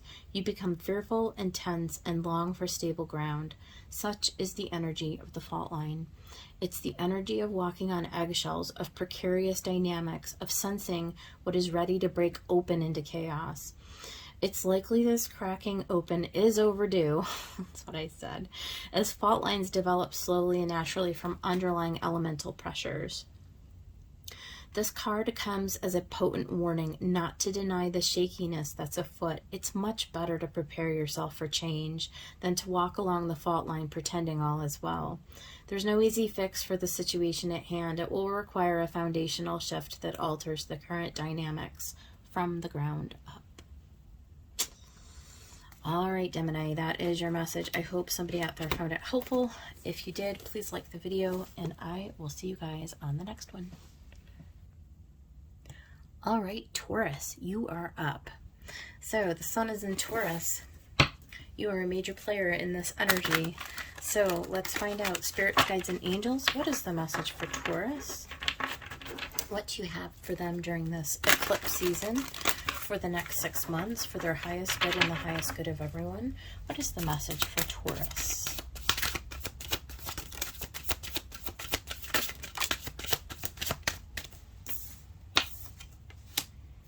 Seven of Cups, Eight of Swords, and the Page of Cups.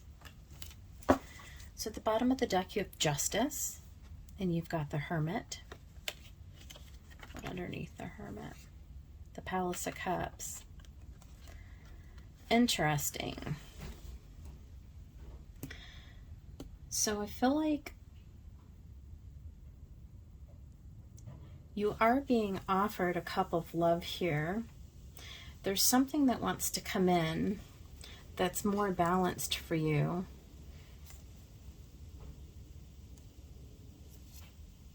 That shines a light.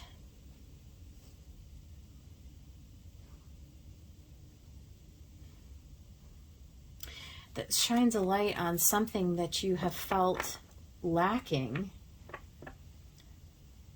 There's confusion initially, right? There's so many options available to you. It causes you confusion. It almost causes you to not know how to move forward. But this page, it comes in as some kind of an offer.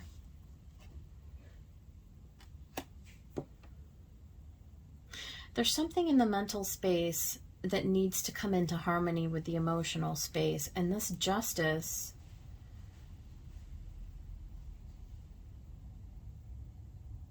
I feel like justice comes in when you get this offer. This may be,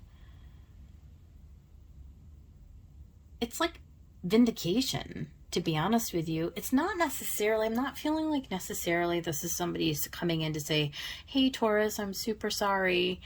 But I feel like that through the natural unfolding of events, it's like the universe coming in to say, no, we're going to vindicate you. You just need to be still and to allow it to unfold on your behalf. Something in the Palace of Cups with the Page of Coins, there's a new opportunity or a new offer that's going to come out of this. So I feel like, and we'll get some clarification.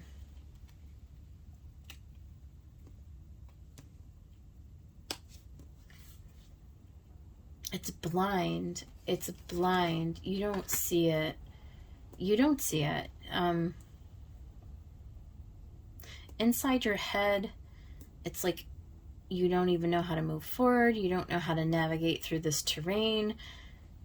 It feels overwhelming. It feels like there's too many options.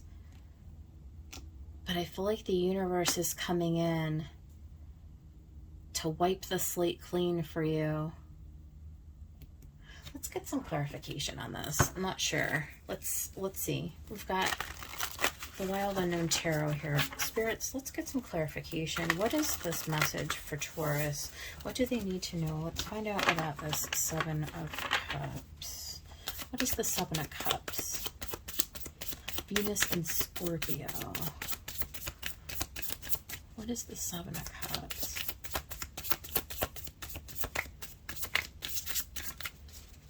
You don't know whether to go right or left. The Lovers. Oh my goodness. So you are coming into harmony.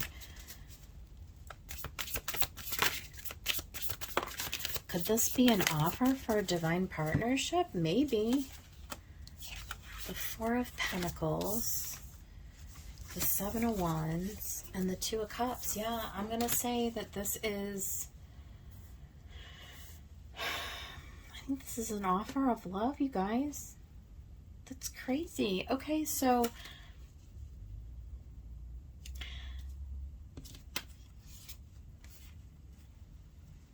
stand your ground. I feel like this is all being worked out in the background for you. I feel like there's not a whole lot that you need to do. You really just need to follow your inner guidance, okay, with this Hermit. You're being divinely protected and guided.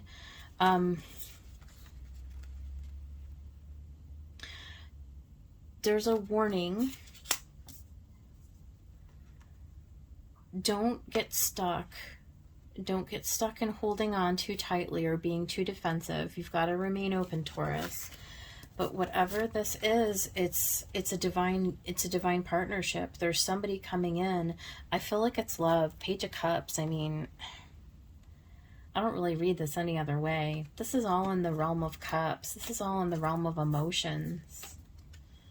Like, here's the thing. Don't overthink this.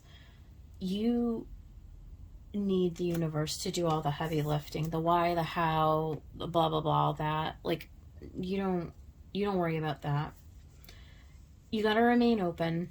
You got to be willing to move. When Spirit says move, you move. When Spirit says stay, you stay, right? Stand your ground. Know your worth. Okay, you're being protected on all sides. This is going to happen in divine timing, okay? There is a timing here. Don't worry about, am I going to choose the right thing? You will. You'll know what the choice is when it comes. Let's go ahead and get for the Five of Swords. Why this Five of Swords? I mean, Eight of Swords. Sorry. Why is this Eight of Swords here? The sword's trying to poke her right in her bum.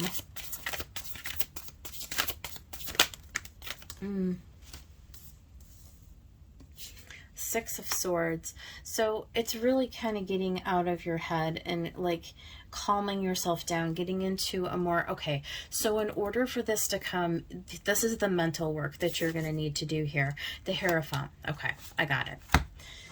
The mental work that needs to happen is you really need to release this like being all tied up and all in your head and all confused and, oh my God, what do I do? What do I do? You don't really do a lot.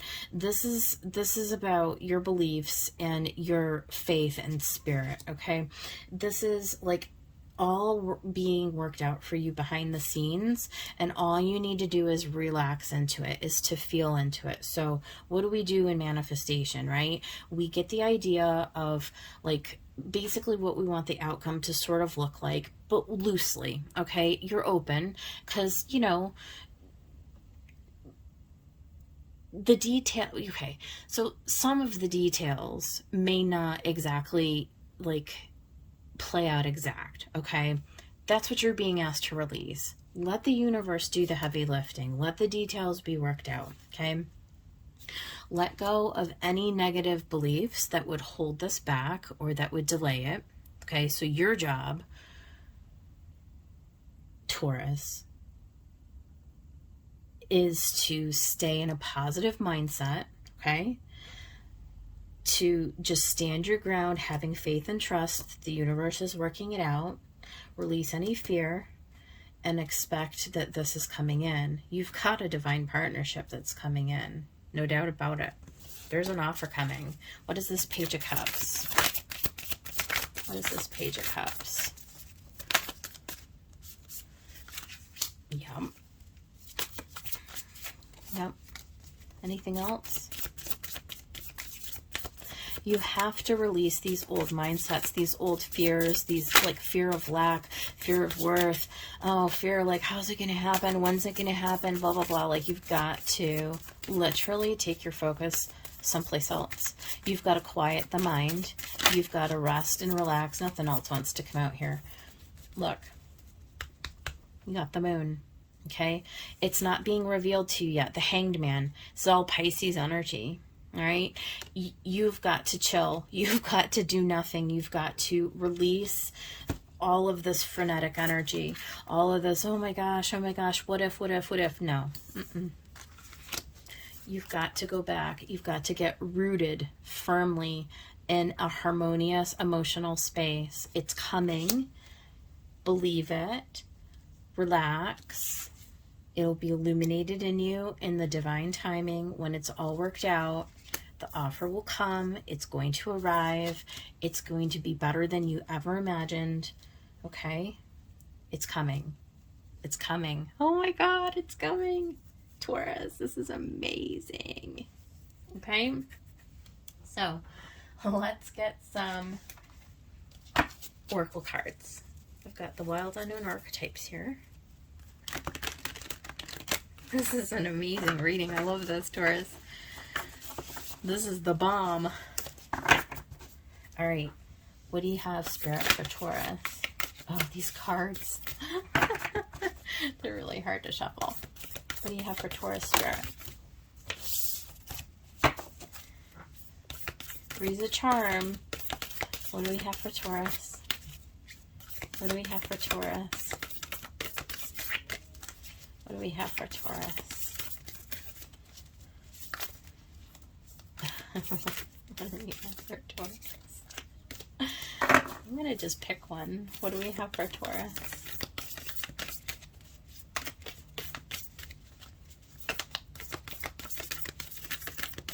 What do we have for Taurus? Okay. We'll take them. We'll take them. Look, we got the Vow, the Heart, and the One. Do I need to clarify any of these three cards? You tell me. Here's Spirit coming in. They're vowing to bring in what is meant for you.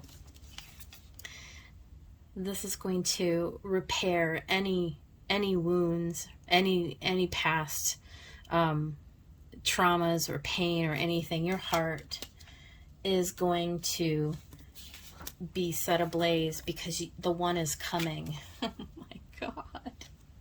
I'm not even going to look this up because you see the message, right? It's very clear. Taurus. What is meant for you can't miss you. It's on its way. All you need to do is settle your mind down and relax and allow it to all unfold. You don't need to know. You don't need to, you don't need to know when. You don't need to know how. Moon. Soul. Some of you may be dealing with a Cancer or Pisces. I don't know.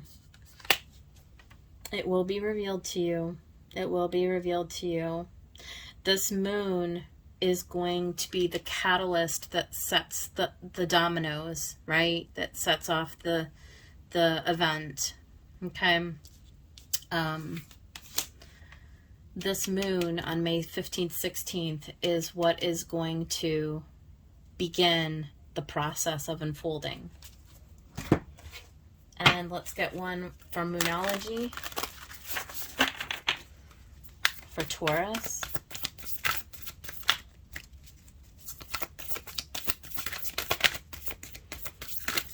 It's not being revealed to you yet. Look at, oh my God, Taurus, a new romantic cycle begins. Can't even make it up, can you? Nobody else has gotten this. Okay, Taurus, I just want to say, I started with what you call them?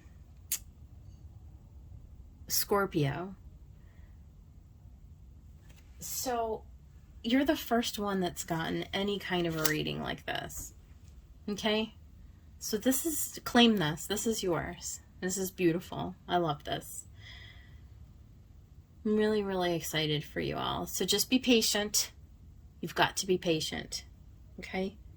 You've got to trust, and you've got to get out of your head and focus on your feelings. Your feelings is what's going to bring all of this forward. Okay? That's your reading. Hope you guys liked it. Take care. Aries, you're up. It's your turn. All right, let's get your readings. So spirits, guides, and angels, let us get an eclipse reading for the sign of Aries, for the Aries collective. What do they need to know for this eclipse and for the next 6 months for their highest good and the highest good of everyone? Thank you, Spirit. What's the message for Aries? Oh, you guys got the High Priestess. I've been seeing her coming out a lot. A lot. Ooh, the Queen of Cups. Self-love and Hermit. Okay, so major energy here. So I feel like you're really being asked to sort of go inward, right? High Priestess and Hermit. I don't know how else to, I mean, that's like Pisces and Virgo. And then more Pisces here with the Queen of Cups. So very 12th house energy for you, Aries. Very different energy for you, definitely, right? So we do have a big influence with Neptune in Pisces right now and Mars in Pisces. So I feel like you're kind of going to be asked to get a little bit outside of your normal element. A lot of water here. There's a lot of water and a lot of air and not a lot of fire. So at the bottom of the deck, we have Judgment. Ooh, and the Hangman. More Pisces energy. Okay, so Judgment is very much scorpionic, isn't it? It's like something is coming up that needs your attention. There's something that you need to make a decision about, certainly. Something is being brought back from the past. It definitely has to do with this Queen of Cups. So self-love, maybe. I mean, we're going to have to get clarification on this Queen of Cups. What's underneath Judgment? The Hangman, we said. Again, taking a time out and strength. Golly. So you do have something new on the horizon that is coming, but it's going to take a little doing, and there's going to be a period of time where you're going to have to really commit yourself to a spiritual practice here, okay?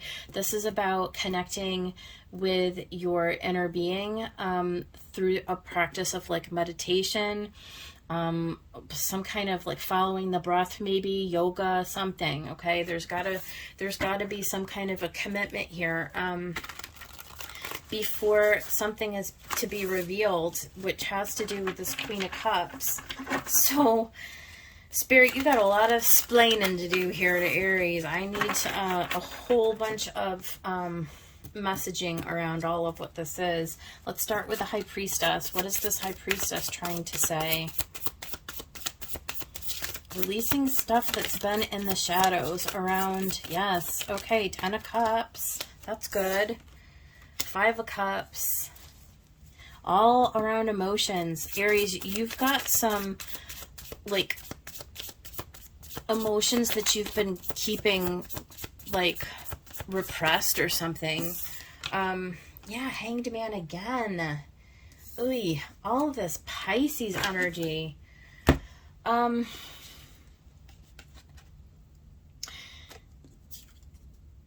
sometimes it's easier. Okay, here's what I have to say about this.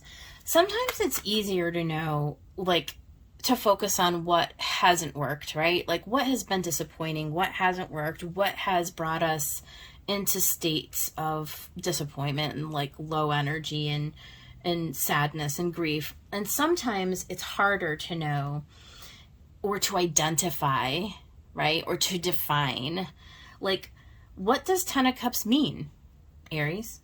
Like, honestly, if you were in a 10 of Cups, what would that look like for you? I think that's a place to begin, right?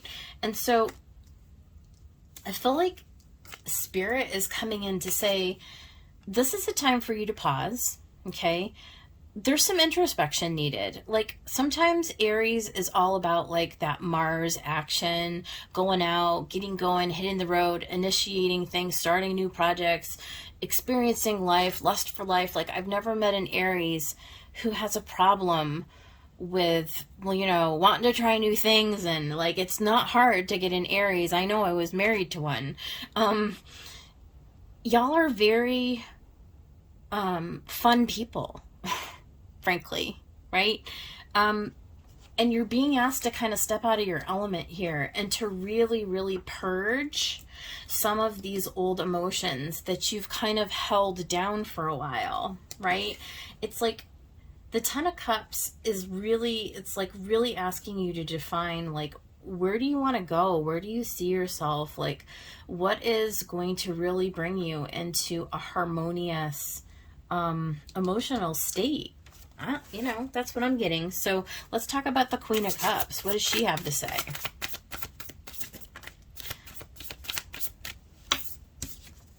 Wheel of Fortune. Yeah, you guys, like, emotions can be scary for some people. I don't know. I mean, and it has nothing to do necessarily with Aries, okay?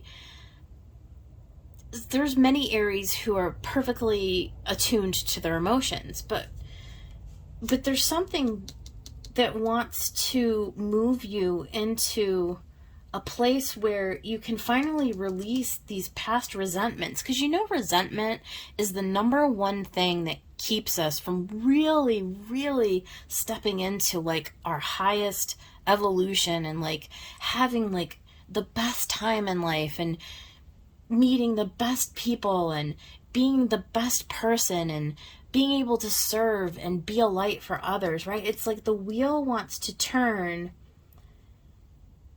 There's something that needs to be released and purged in your emotions that you've been holding on to for too long. Needs to go. That's what I'm getting. So what else with this Queen of Cups besides the wheel?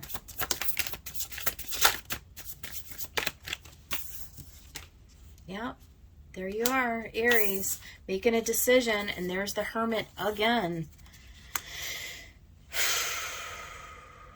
Shining a light in the darkness. Going within. The turtle going inside of his shell. Really tuning in to that inner guidance about how to move forward. How are you going to look differently with this Hanged Man at this past? How are you, for once and for all, going to release these resentments so that you can move on to bigger and better things? You've got to come into an emotional, like, balance within yourself.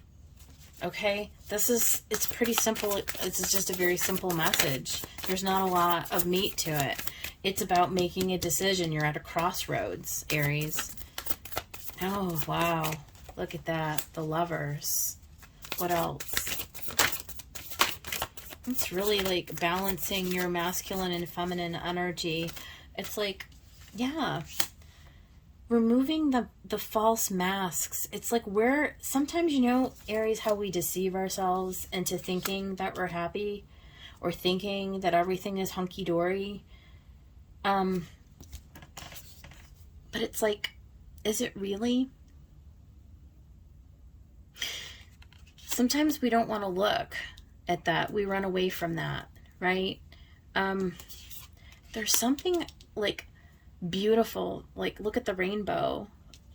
taking the action forward brings you into this really, really beautiful, loving space, love for yourself. And then when you come into this Queen of Cups, this very nurturing, balanced, harmonious state within yourself, then look what you attract. Tell me more about the Lovers. Oh my God. You guys, look at this.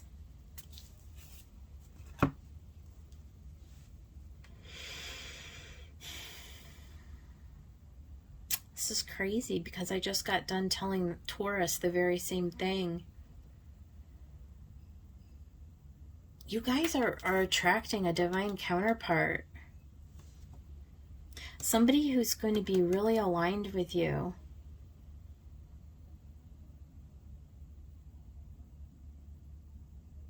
There's something that you've got to release first, and that is old resentments, old baggage, like anything that didn't work out in the past. So here's the thing, you've got to realign your mind. Swords are all mental.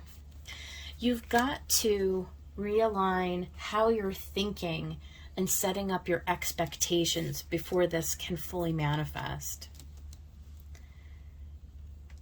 High Priestess at the beginning and High Priestess at the end. The Hermit twice, the High Priestess twice, and the Hangman twice. Can't make it up. It's a very, very straightforward message. This love wants to come in, but there's something that you've got to do first, and you've got to connect in. Many of you are not taking time every day to be still, and this is indicated all over this. There's no other way I can put this for you. Get a spiritual practice, seriously. Breathing, yoga, you know, I don't care. Any spiritual praying, like, I don't care. Like, how you want to do it. But Spirit is saying that you need to come into a balance within first. And gosh, if you do, look at what you stand to gain. This is real beautiful. It wants to be revealed to you. So over the next 6 months, this is going to be your assignment, Aries. All right, let's go ahead and I'm going to get some oracle messaging. We're going to use the Wild Unknown Archetypes. I'm going to get a Black Moon Astrology card, and we'll also get one from Moonology.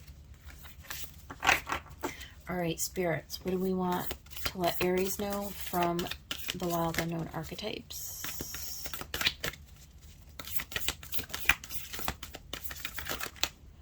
Okay, that's too many. Just one spirit, please. These cards are impossible. What'd you get? What'd you get? The Nectar. Ooh, I vaguely remember this card. Let me see if I can remember. The Nectar.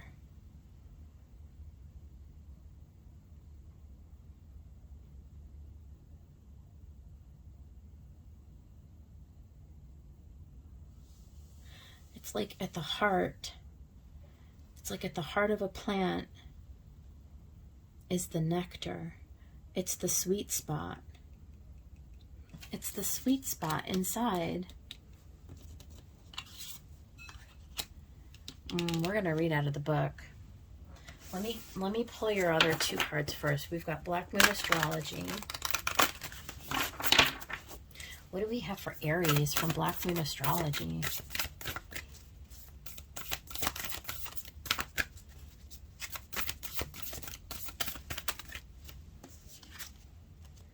Seventh house partnership. Yeah, I mean, you really do. You really do have a partnership coming in, and it's a divine partnership. Like, so here's what I'm getting with this partnership. Aries, there's something within you that needs to align in order for this partnership to come in, because this is like twin flame, like high-level soulmate partnership we're talking about. Both partners have to be on the same like vibration. Okay, so this is all about getting you into that sweet spot, that vibration where this can come in. That's what I'm getting from the 7th house partner card. Okay, and then let's get one for Moonology. I'm going to read from the nectar, you guys. Let's get one from Moonology first.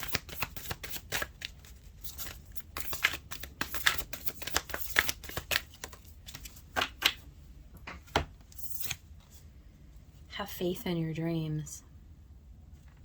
So, again, this is all about connecting in with your own divine guidance, your own inner being, your own connection to spirit, right? And having faith that this is coming. There's just some work that you need to do. There's some releasing that needs to happen here. Whatever these loose ends are that are related to old relationships, they need to be worked through first to get yourself in position for this. So let's talk about this nectar card.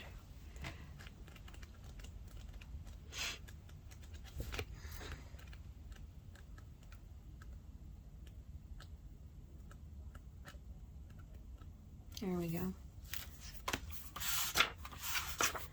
The nectar. In Hindu mythology, there is a miraculous substance known as amrit, or nectar, that contains infinite healing power. The golden nectar, or sacred elixir, is the drink of immortality, and like its sister substance, soma, is known to activate subtle, intelligent forces that ease the mind, body, and spirit. Though esoteric, these images lead us to the central energy of this archetype, the sweet, potent, heavenly essence that lubricates our spirit back to life. The nectar card calls us to identify and relish in places, practices, people, and activities that regenerate and heal. Medicine is needed, and it comes in subtle form that you may be overlooking. Seek the most sensuous, fragrant flower in the garden you have forgotten. Don't underestimate this remedy. It is said when someone has activated the substance within, it is reflected in their shimmering eyes. Amrit, A-M-R-I-T, if you want to look that up. There's some kind of a healing, Aries, that you're being clearly beckoned to go on here. It's healing your heart so that you can draw in this divine partnership. So this is your message. I hope somebody out there got some help from it. If you did, like the video, please, hit the like button for me. I would really, really appreciate it. And I will see you guys on the next one. All right, my Pisces gang, it is your turn. You're up. It's time for your reading for the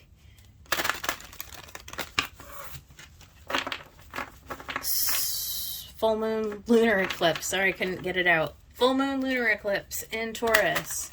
Spirits, guides, and angels. What is the message that we have for Pisces during this eclipse from now through the next 6 months for their highest good and the highest good of everyone? What is the message for Pisces?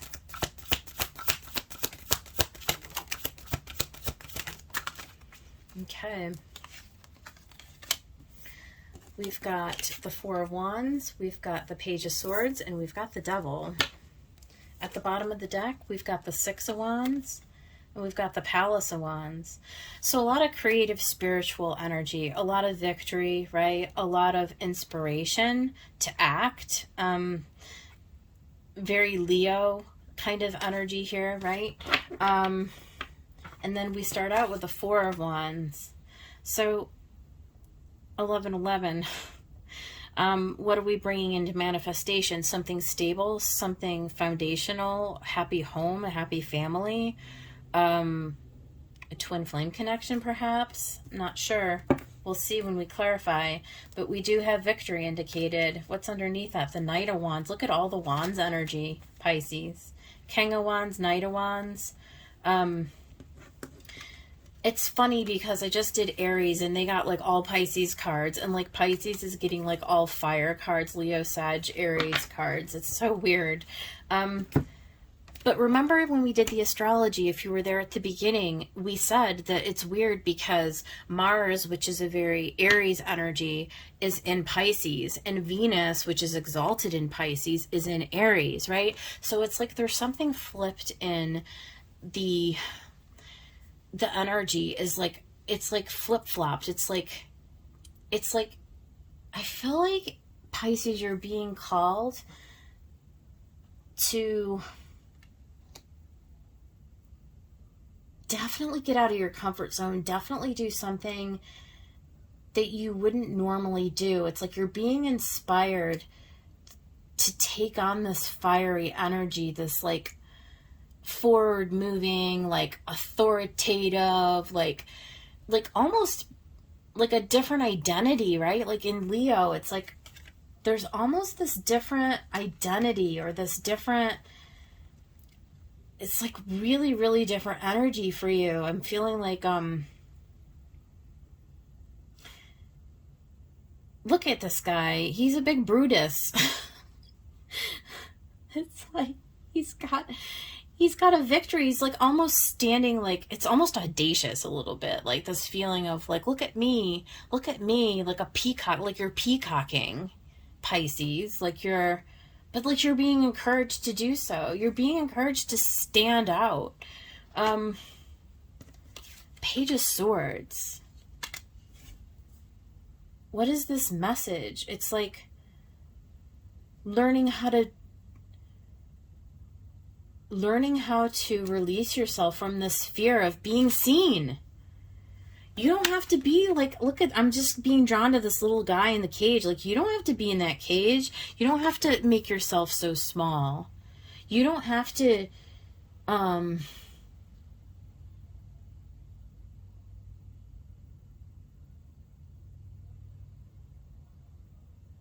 you're allowed to speak your mind and to be your authentic self. And it's like you're learning something new about your identity. There's something about your fear of being seen that needs to be released during this transit, during this eclipse. It's like Mars and Pisces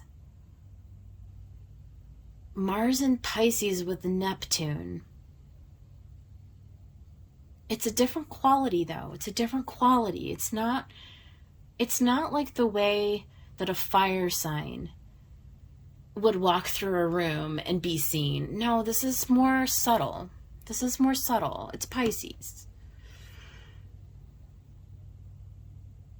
I don't know. We need to get some clarification. There's something to be learned here. There's something different about this. You're really stepping and evolving into this new energy. There's like something new. There's something really, really and truly new. Your old way of being, your old identity, it's being dissolved. It is. It's being dissolved. The way that you're seen, the way that you move in the world, the way that you speak is being reworked right now. You're being like presented an opportunity to show yourself, like to reveal yourself through this process is how I'm like, I don't know how else to say it. Spirit, tell me about this Four of Wands.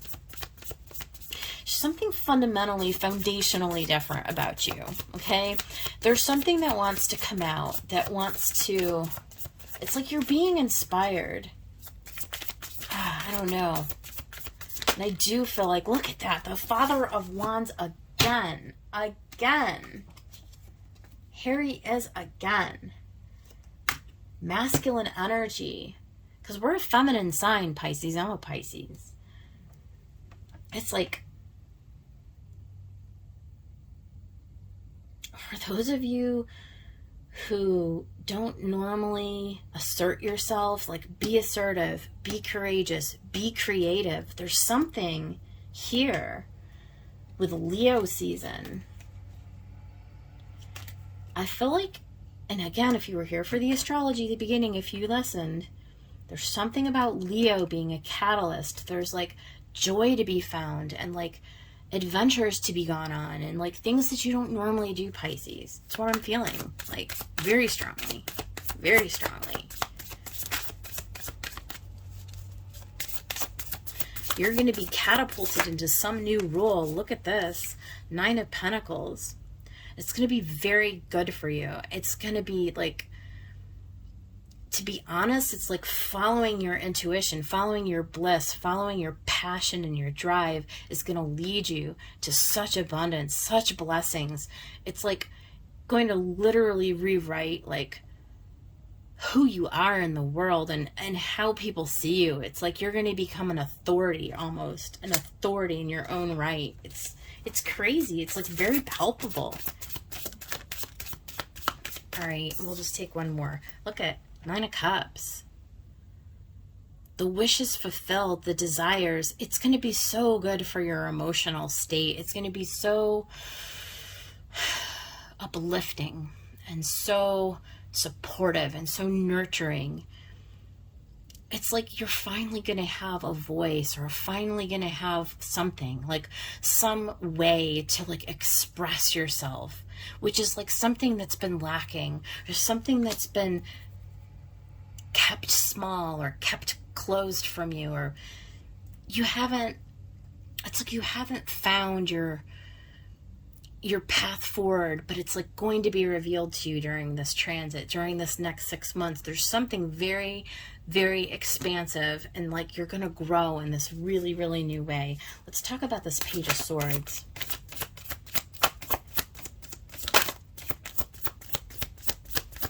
Something that you've been thinking about. Look at, it's going to come up. It's going to come up out of the shadows. It's a 9. It's a 9 of Wands, okay? So some of it is still yet to be revealed. Some of it it's still like coming into your awareness, right? It's still like unfolding. Part of it is still hidden, okay? This moon is going to be a catalyst for it. It's going to set a series of events into motion that are going to allow you to walk through a portal or an open door.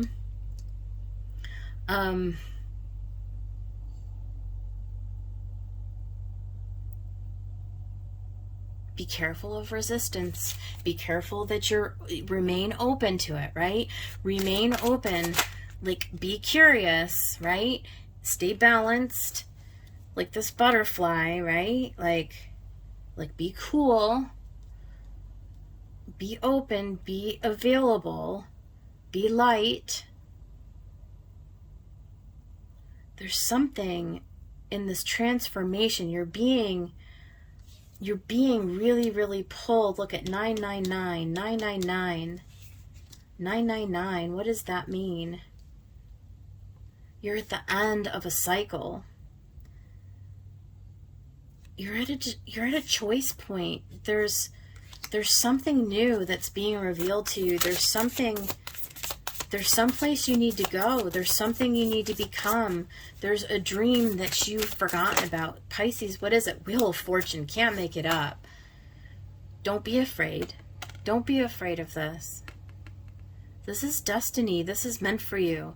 This is the next leg of the journey. The 9 becomes the 10.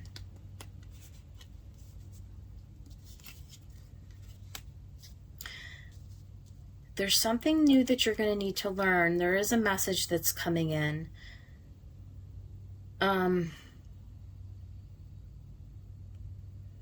Heir of the air.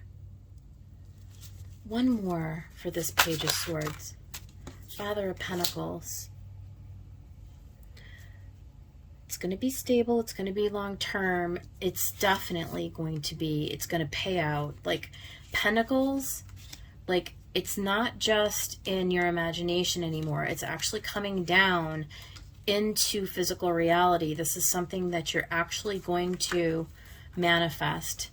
It's going to actually bring you a lot of abundance, physical abundance, like money, right? Like like dividends. It's going to pay out.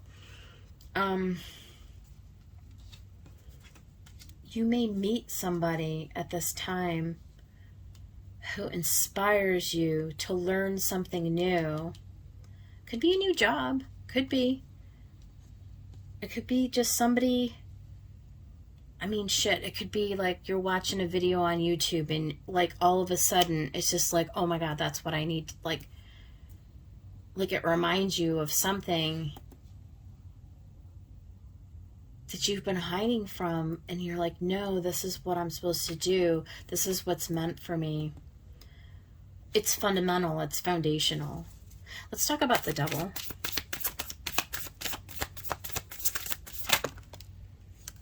Yeah. Stay out of your head. Don't allow yourself to talk yourself out of it, Pisces. Daughter of Swords. Here she is again. Page of Swords twice. Repeating message. There's a truth that wants to be made known to you. Okay? Don't allow it to get you stuck in fear, to make you cower back from it. You're going to have to face it. You're going to have to face it. You're going to have to face your fears. One more for the devil. One or two more. There's healing, and then there's the Mother of Swords. That's the Queen. On the bottom, we've got the Six of Cups and the Father of Cups and the Son of Swords. So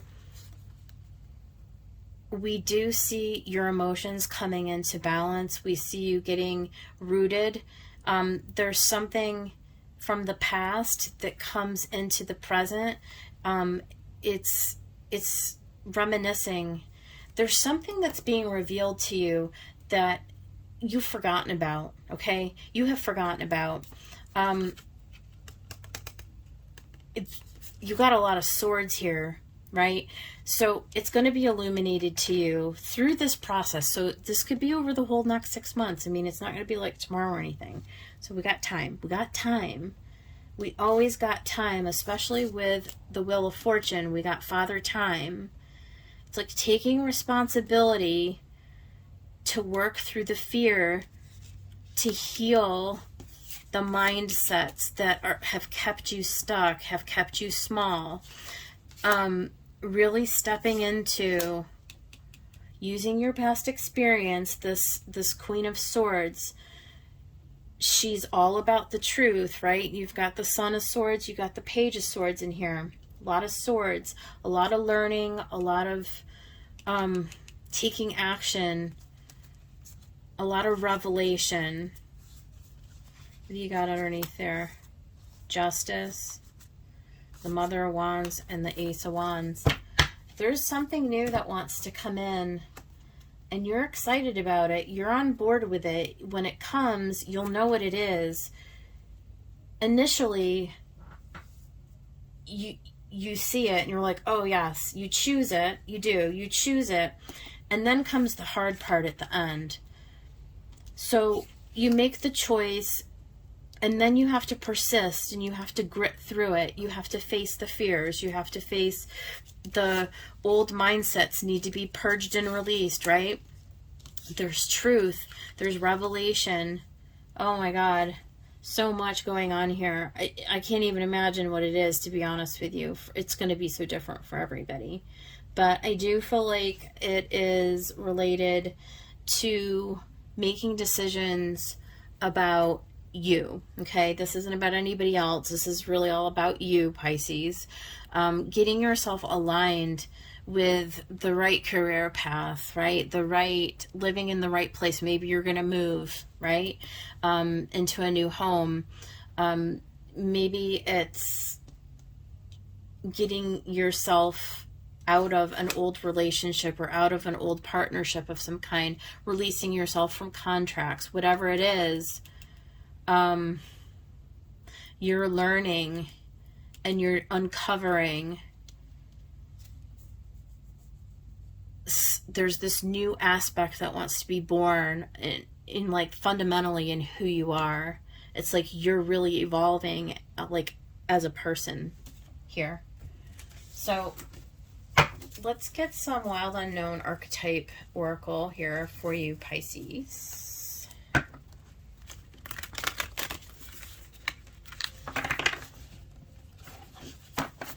Spirits, what do you want for here? What do you want? The orphan. The orphan.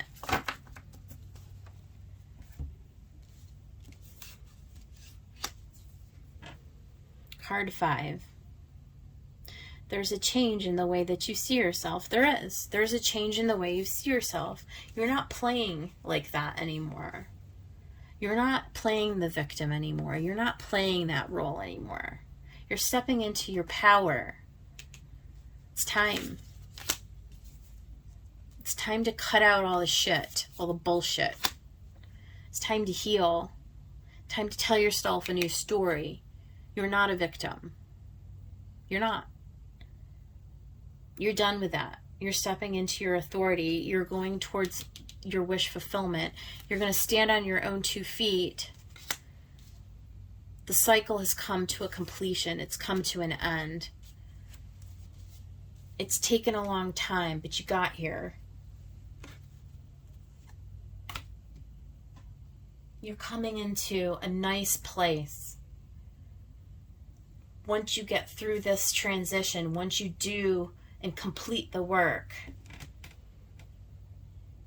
it's a wish fulfilled.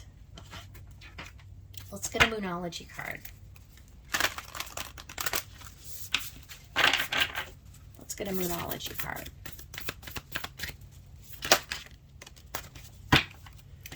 Nothing is yet set in stone. Okay? This is a work in progress.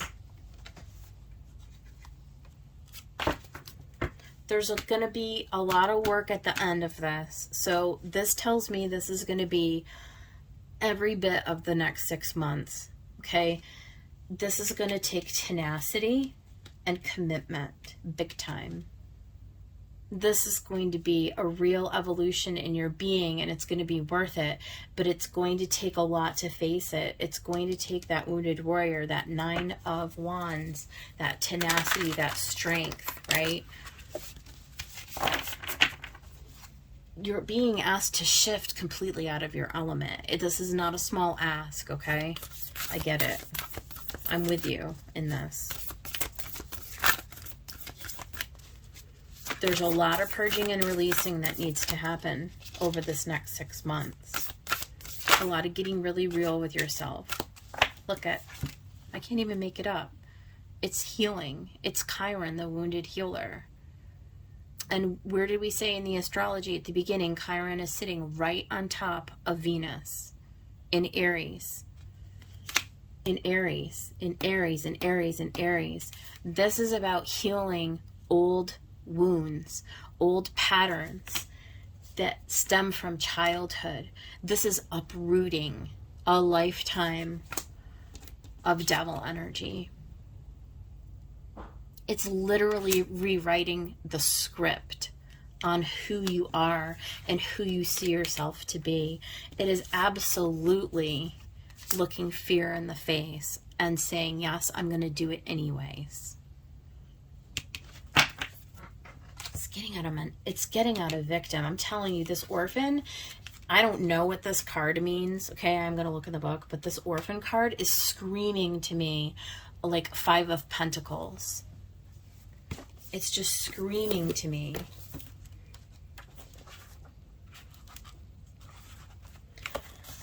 To study the orphan is to study the deep and challenging energy of our time. We are never more connected, yet face collective isolation. The refugee crisis haunts our planet. Children are separated from parents, and the earth begs for our attention. We are in a time of universal orphanage, of nature, of each other, of our own hearts. Take refuge in the fact that we all share this core wound and dilemma. It's normal to fear this card as it haunts the caverns of the soul. When it appears, take time, real time, to be in the presence of the feelings this card stirs in you. Let it humble you. What are you starving for? What is the deepest gift you could imagine given to others? What has been rejected, and quite possibly what is most needed, dear one? Yeah, this is like a major, major change, Pisces. So that's your reading. I hope that helps somebody out there. If you liked it, please like the video, and I'll see you guys on the next one. Thanks. All right, Aquarius, it's your turn. You're up. So let's go ahead and get a reading for you, Aquarius, for this time of the lunar eclipse and for the next 6 months. Spirits, guides, and angels, what does Aquarius need to know with this full moon lunar eclipse in I can't think of the word. Scorpio. What does Aquarius need to know for this full moon lunar eclipse in Scorpio, Spirit? What is the message for Aquarius for their highest good and the highest good of everyone? Okay.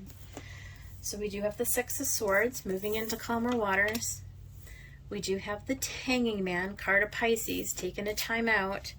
Ooh, and we've got the Ten of Cups. Beautiful, right? So this is like a fulfillment of wishes. This is like being able to take all the happiness that you've received and give it right back out, to shine it right back out into the world, Aquarius. So this is gorgeous. Look at the bottom, you've got the Star and the High Priestess. So there's a major healing. I feel like you are being guided at this time towards something that is brand new, right? But that's fulfilling, that's happy, it's harmonious. Follow your inner guidance, follow your North Star. You've got the High Priestess underneath here. What needs to be purged at this time? We'll see with the Hanging Man, okay? There's definitely a different view that you need to get, and I suspect it has to do with this Ten of Cups. So how you are willing to see what happiness means and how you are able to see yourself serving as a light for others. I think that Aquarius, these are all themes here. And how you also move into a calmer mental space. So we'll see also when we clarify if there is some old like patterns, some old behaviors, right? Some old mental baggage that sort of like needs to be laid down. That may be the case here. So let's go ahead and get some clarifiers. Spirits, guides, and angels, if you could help me to clarify this message for Aquarius. What do we need to know about the Six of Swords?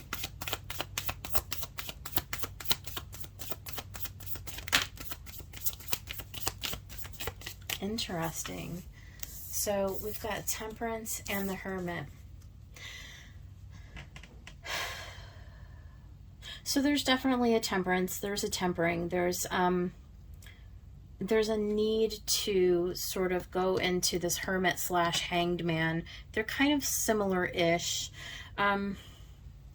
Connecting in to spirit, into your center, illuminating anything that's still in the shadows, anything that needs to be reworked within your mind, definitely. So gaining clarity on where it is that you want to go, where you see yourself going.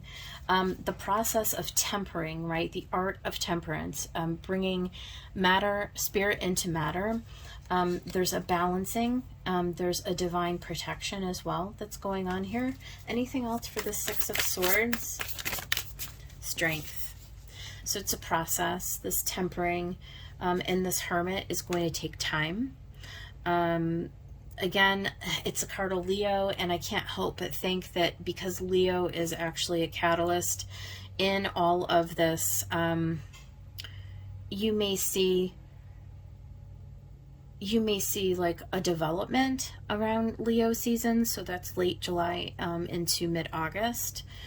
There's something that's going to be illuminated for you. I feel like that as you learn the skill of relaxing your mind, of getting into a mindset of peace and of healing, there's something that you gain. There's wisdom certainly that you gain, but there's also this patience, this piece of like it's like it becomes the long game. Okay, so instead of like, we come to tarot readings, we're like, oh, what's gonna happen today, what's gonna happen this week? like oh, is it gonna happen by like the end of the month? Like, no, this is a long game. This is like a long trajectory. This is you like flexing your spiritual muscles, like becoming like an upgraded version of yourself. It's like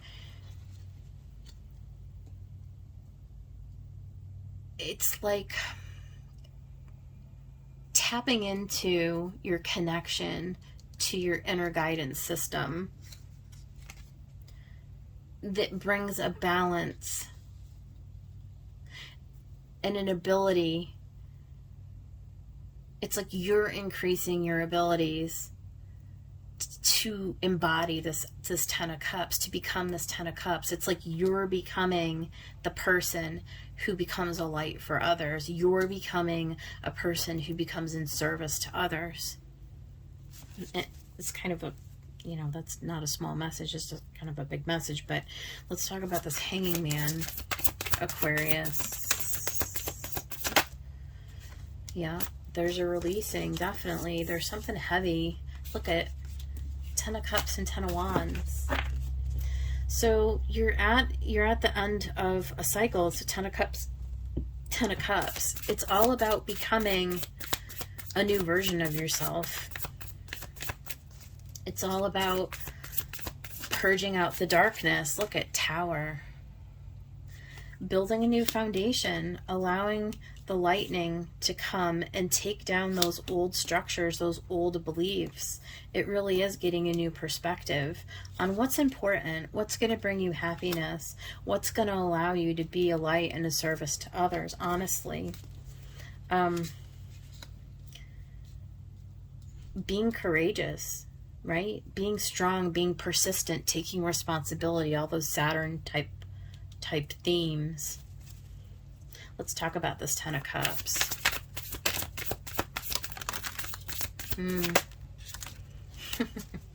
A lot of the same cards are coming out.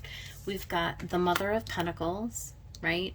So it's like you become a softer version of yourself. Like you become like this Queen of Pentacles, like a nurturing, loving, kind, patient, right, person. It's like you step into an abundance where and this works both ways. It's like it expands you, it makes you more fruitful and more abundant, and like you attract resources towards you. You attract independence, right? And you stand firmly and grounded in your own 2 feet. But then there's also this healing of these like old ways of thinking, which I kind of got with the 6.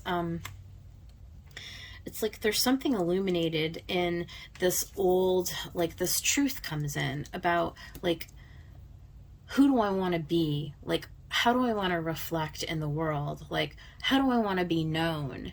Right? Do I want to be known as this impatient, self-centered, head case, where I'm anxious all the time, and or do I really want to like go within and sort of like gain the wisdom that comes through introspection, through allowing this old baggage to be released, to allow the chaos of the Tower to come through this process and to clear out all of this old garbage so that I can be reborn as this new person, this leader, this person people look up to, this person who is here to help others, to serve others. It's like, and in the process, you receive all the blessings and the gifts that the universe could possibly ever bestow on you. It's like a win-win. So, yeah, this is the message. So let's go ahead and we'll get a Wild Unknown Archetype card. And I'm also going to pull from Black Moon Astrology and from Moonology. So spirits, guides, and angels, what is the message for the Aquarius collective at this time? What do they need to know?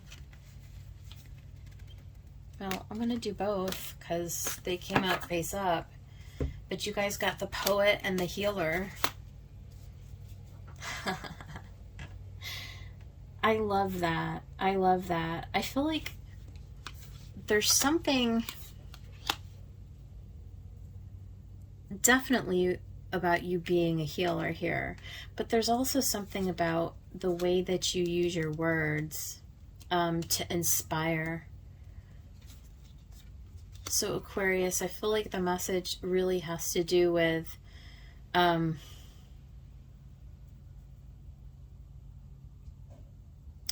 this transformation that goes on in your mental space. Not only does it heal you, but it allows you to actually step into this healing, which is just the message I've been getting the whole time, really. Let's go ahead and see what Moonology has for Aquarius, please. What for Aquarius?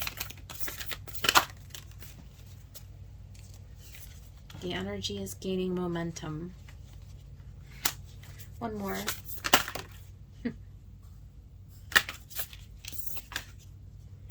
The end of a tough cycle approaches. Yeah. Yeah, I would say. We do. We see you kind of going into a nicer place, right? A place of healing, a place of releasing,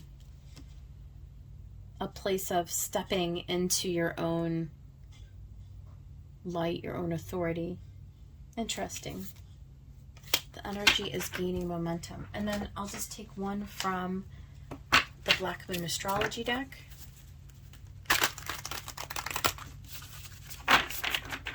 What for Aquarius?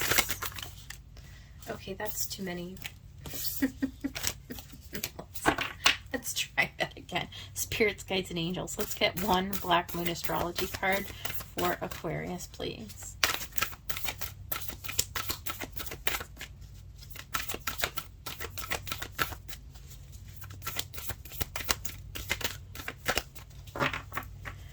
One for Aquarius. Yeah. Moon. Soul. This is really like going into the depths of who you are.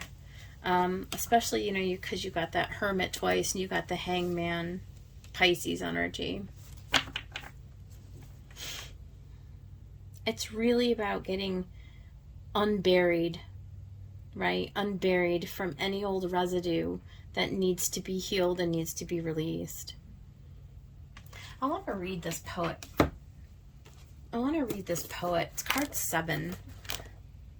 I always like when a 7 card comes up.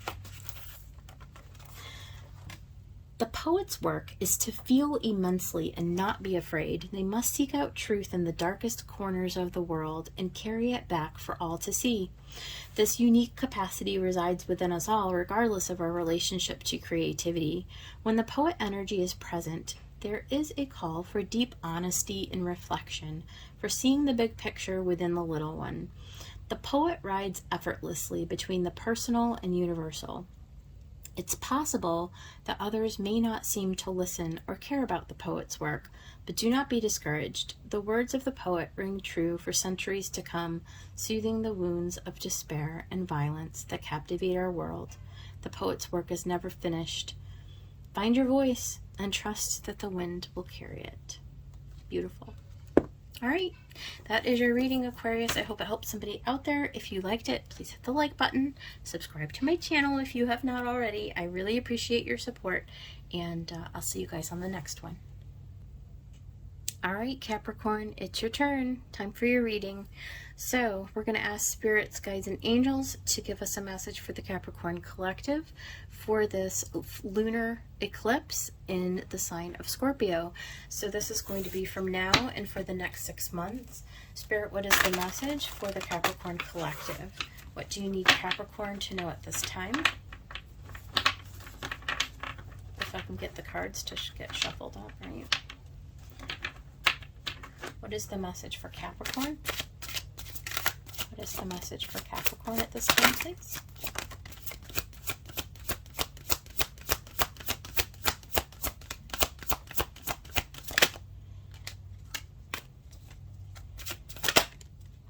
Goodness gracious.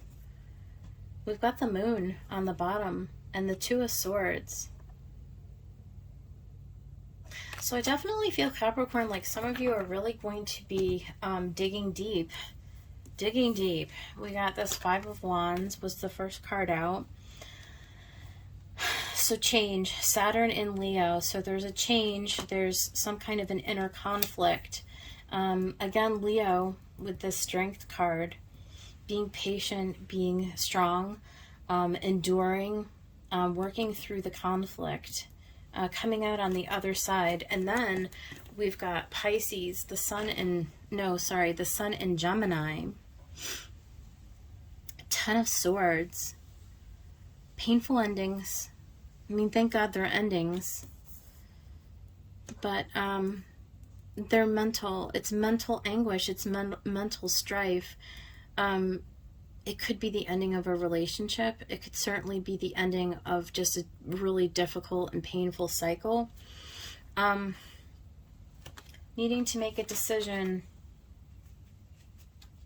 Coming to the truth, right? With the Queen of Swords and the Two of Swords and the Ace of Swords.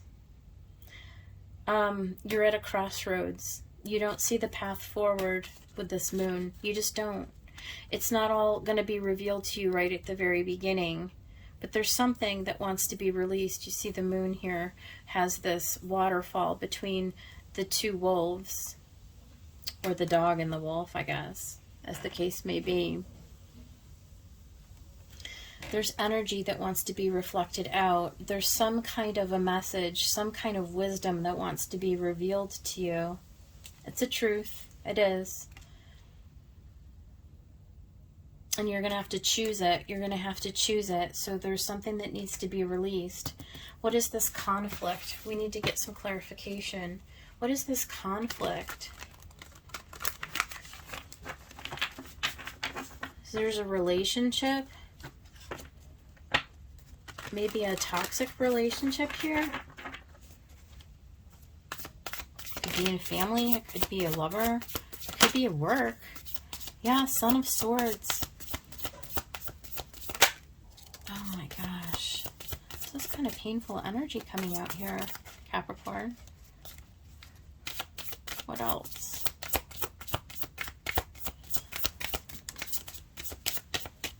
Let's see. Yeah.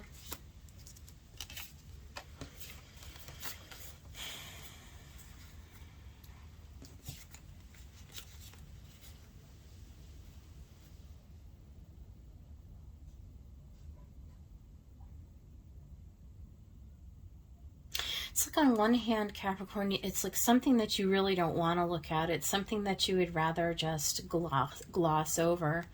But you can't. See, you can't. Because you're being needled. Like something is coming in. It's like releasing that lion. Oh my God. Like letting the lion out of the cage. Somebody's coming in and they're poking you with the sword. There's a truth that's going to be revealed to you. And it's going to be a catalyst for getting you to finally deal with this old energy. This is something that really goes back a long way. It's something that you've kind of repressed emotions, to be honest with you, but they can't be denied anymore because they're really causing too much pain. If you don't release them and you don't take the time to purge them and work through them, it's like, you see how it just reminds me of, like, I don't know why, it's like hitting a nerve. Like, whatever this is, it's like hitting a nerve, and you just can't anymore. It's like, so you've got somebody, I don't know, a situation or a person in your life that's just like, they're needling you, they're irritating you. It's like awakening the lion in you. It's like coming out, and it's like time to face it. It's time to face the music. You can't gloss over it anymore, you know?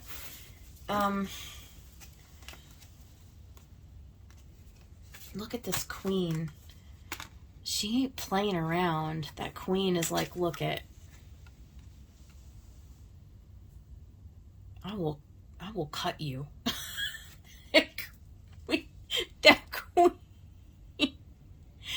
Queen's had enough, you know?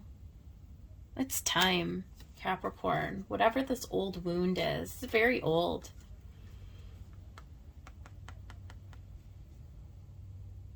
This moon is going to catalyze you into, maybe it's something that you forgot about, right? It's just something that you buried so deeply that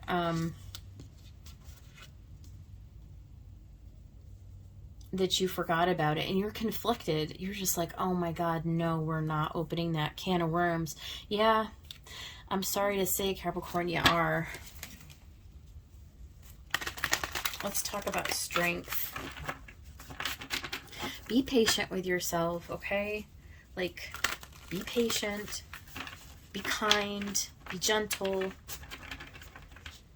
Okay, don't kill anybody. Strength. You're going to have to be really, really focused and determined. Yep. Ace of Wands. There's something that's coming in that's going to just spark it. It's just going to like, it's going to light it up. Ace of Pentacles, Ace of Wands, Daughter of Wands, Six of Wands. Is this Wands? Yeah, Wands. Look at all the wands. Something is going to light your fire. Something that wants to come in, that wants to finally, it's like you're ready. You're just ready to deal with this. I you know, honestly, you're tired of this. You're tired of this fighting. You know, it's like fighting inside of yourself. Like the hoops you have to jump through to not address it, right? Like every time it comes up and you're like, no, I'll deal with you later. It's like some kind of trauma, some kind of past event, some kind of like childhood thing. It could have to do with family, with parents. It certainly damaged you emotionally, you know. And you're being given an opportunity to finally have victory over it, to finally like just take it down. It's going to bring you into such a long-term, beautiful, stable place. But it's being awakened like this lion. It's being like, it's being excavated. It's being unearthed from within you. It's a new opportunity to take action, so that you can rise out like this butterfly out of its cocoon, like victorious, and spread your wings and finally like embark into a stage of life, a new stage of life. It's time. It's time, Capricorn. What's this Ten of Swords? It's like something very, very painful. It may have to do with a father. For some of you, you know, it's childhood. It's like absent father, abusive father, something with abuse. Justice, yeah. There was a karmic relationship for sure. And it could be in your adulthood, but I really feel like that there's something from your childhood, from a family dynamic that's coming up at this time. And the universe wants to come in and provide you with some karmic justice, right? It wants you to have victory over this so that you can, you know, really move forward in a more balanced and emotionally healed way. Yeah, it's time. It's time. Look at Death just came out. It's time to transform it. It just is. You know, this is Scorpio. And this moon in Scorpio is the catalyst for this healing. It is. It's time. So I don't know what this is for you guys. We also had flip over in here. We had the Daughter of Swords, the Star, and the Devil. So again, it's like you gaining clarity on what it is that's been keeping you stuck, maybe in toxic patterns, and maybe you haven't been able to release yourself into a healing pattern, right? Into a healing relationship pattern within your adult life, because you still have this past pattern that just needs to be, it needs to be worked through and it needs to be released. It's time for it to come to an end. And healing, right? And wish fulfillment is here, right? It's on the horizon. It's divinely guided. You're being protected. You're being like beckoned to follow this. Six of Swords on the bottom, and Strength again, repeating energy. It's time to get into a calmer place where you're not so prone to, you know, angry outbursts and, you know, battling with people in your life and being in all kinds of, you know, toxic cycles, you know, whatever they may be, however they may, I mean, we all do it, right? Like, it's called coping mechanisms, okay? Like, let's be real.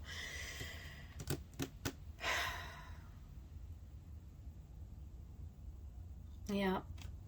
There's something that wants to start, a fresh start, a brand new beginning. Out with the old. It's time. It's time. It's time to have a life where you can feel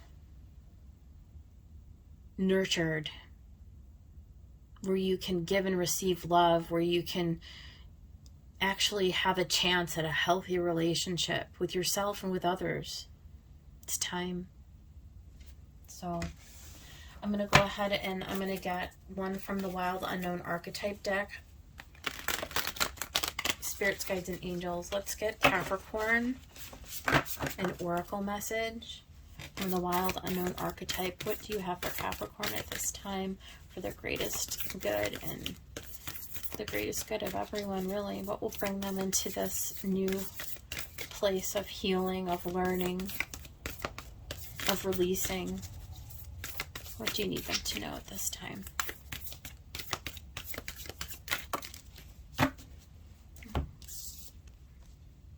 The Sword and the Storm. We do. We have to walk through the storm.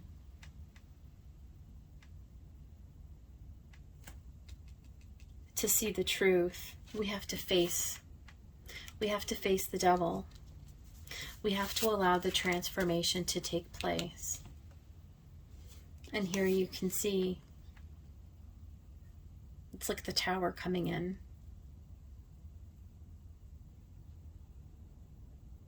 The truth needs to be revealed so that you can cut out what no longer serves you.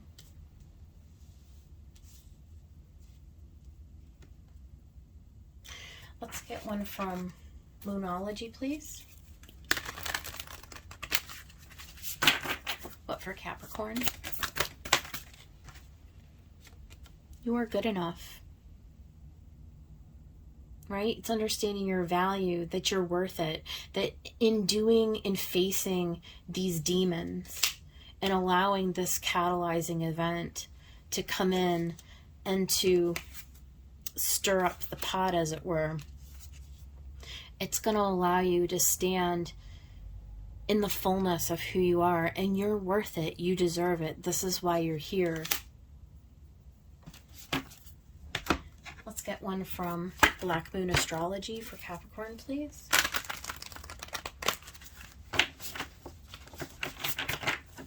What is the message for Capricorn?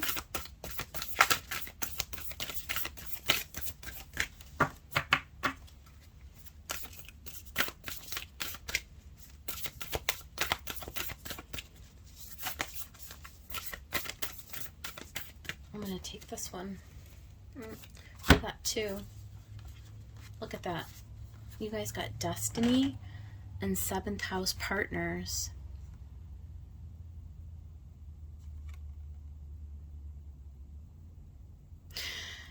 This is just kind of what I was saying. I mean, this is like why you're here. It's by design. You're destined to go through this up leveling. You see here, this is the, what's the word I'm trying to go for?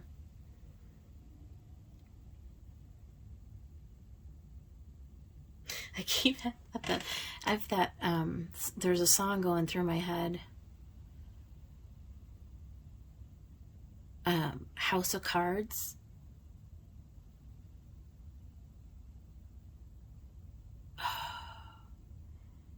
Who sings that? The album is In Rainbows. Tell me about your house of cards, and I'll deny. It's like getting out of denial. Getting out of denial. This may be a dissolving of a partnership. You guys may need to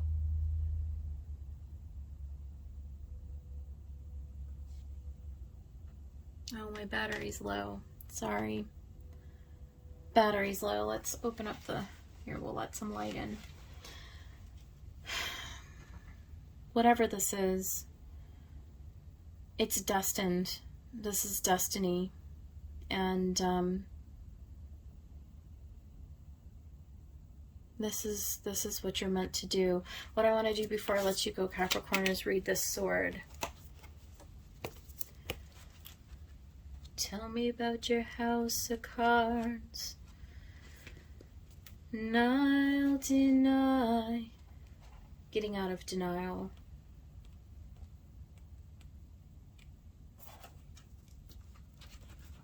Okay. The sword. To use the sword is to decide. The blade separates one reality from another. The choice is made and all else falls away. If you find the sword in your grasp, you can no longer hesitate. This weapon requires a clear and decisive mind and a willingness to act. An onlooker may think the sword bearer is hasty and violent, but the most compassionate and responsible gesture is one that is honest, swift, and accurate. Our first encounter with the sword is at birth, when the cord we share with the mother is cut. This moment defines our separation from her and begins our journey of becoming ourselves. We must make these cuts again and again if we are to grow. Decisions shape our life, and the sword is an infamous shaper of destiny. Destiny. That's a profound reading. I would say, Capricorn, yours is the most profound out of the whole groups. I hope that it helped you. If it did, please like the video. Consider subscribing to my channel. I will catch you guys on the next one. Take care. All right, Sagittarius, it's your turn. Welcome to your reading. All right, spirits, guides, and angels, let's get a reading for the Sagittarius collective for this full moon lunar eclipse in Scorpio. What do you have for the Sagittarius collective for their highest good and the highest good of everyone now and for the next 6 months? What is the message for Sag?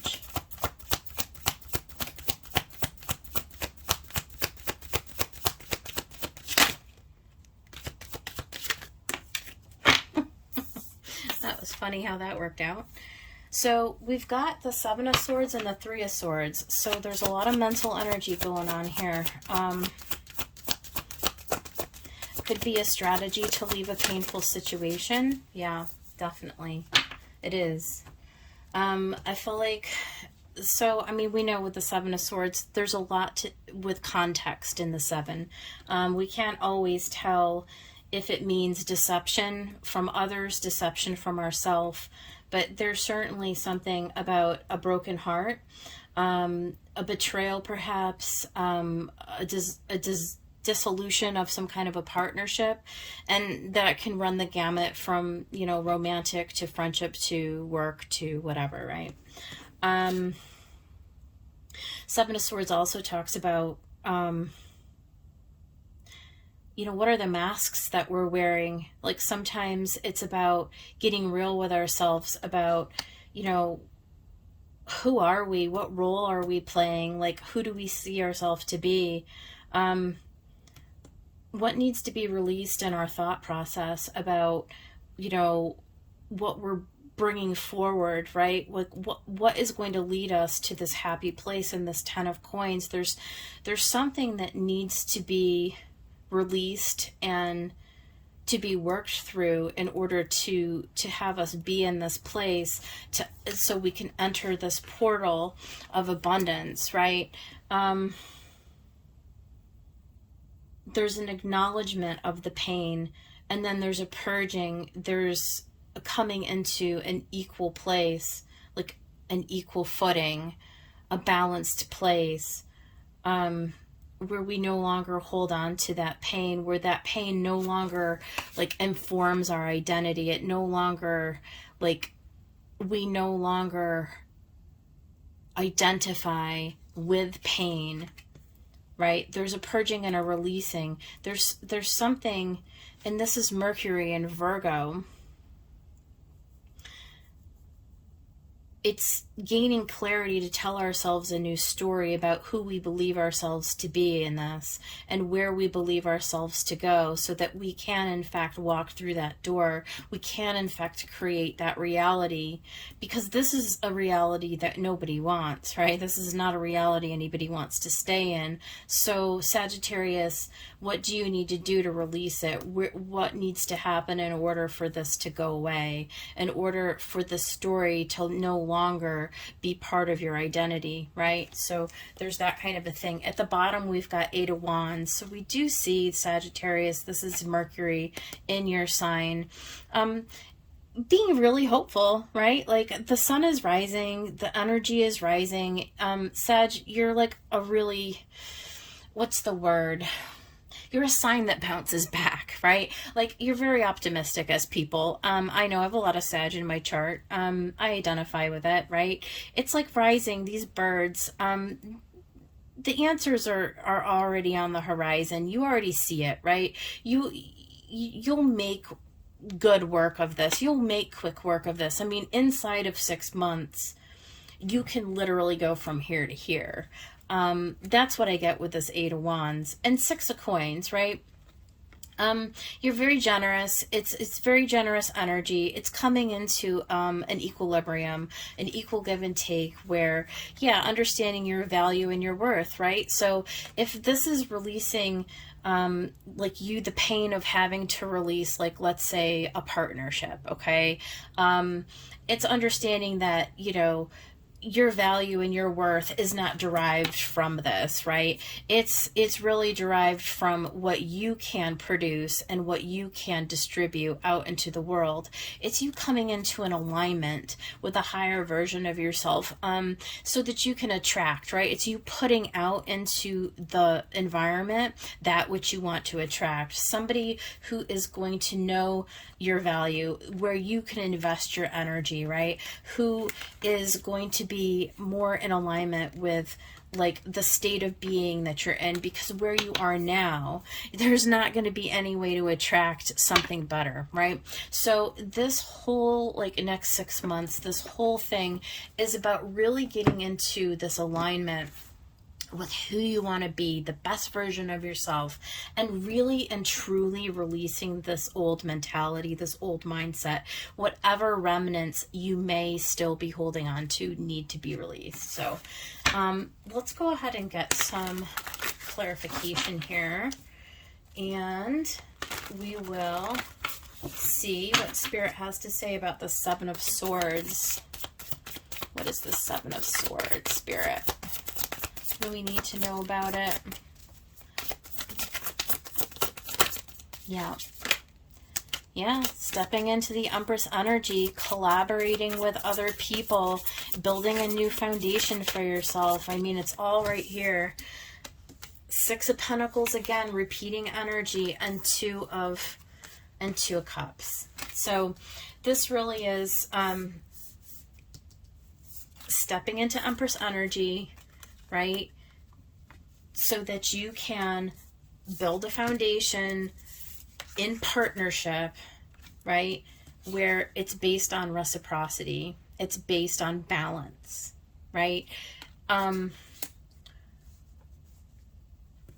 Having a strategy to walk away from old partnerships that no longer are sustainable, right? And to release this mindset, this 3 of Swords. It's very clear. Tell us about the 3 of Swords. Daughter of Wands. That's the Page of Wands. New opportunities. You're getting a message. What is the message? What is the Daughter of Wands here? What are you learning? Yeah. New opportunity for love. Look at that. Self-love, initially, leads to partnership. Up-leveling yourself, releasing this old energy, stepping into Empress, understanding your value and your worth is creating, it's catalyzing this whole thing. Look at Seven of Swords again.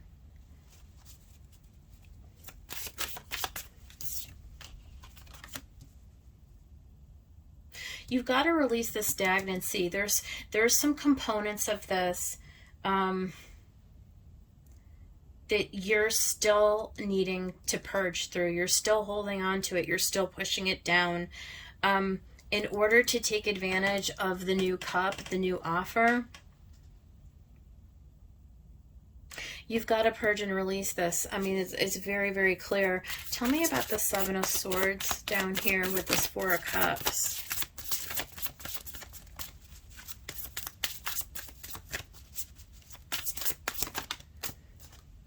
Yeah. Nine of Cups, right? It's about taking a step into a new direction, something that's going to be really, really good for you. It's a wish fulfillment, this new opportunity that's going to come in. So again, this is a 6-month period. I can't stress that enough. It's not going to be like next week, okay, you guys? There's a process. There's a process here, all right? There's a process of purging and releasing that has to happen first. You've got to allow those swords to fall away. And swords means mental, the way that you're thinking about things. Okay, you can't be putting energy into old stories and expect the 10 of coins, right? Like, that's why it's going to take months, not just weeks. Tell us about this 10 of coins. It's really like empowering yourself to build a whole new structure, a whole new life. Look at, there's healing. We see you're healing. You're coming to a more fundamental, foundational place in your mindsets. Daughter of Cups. That's a new offer of love. That's the Page. Five of Swords. It's like you're severing that old cord. Okay? This is you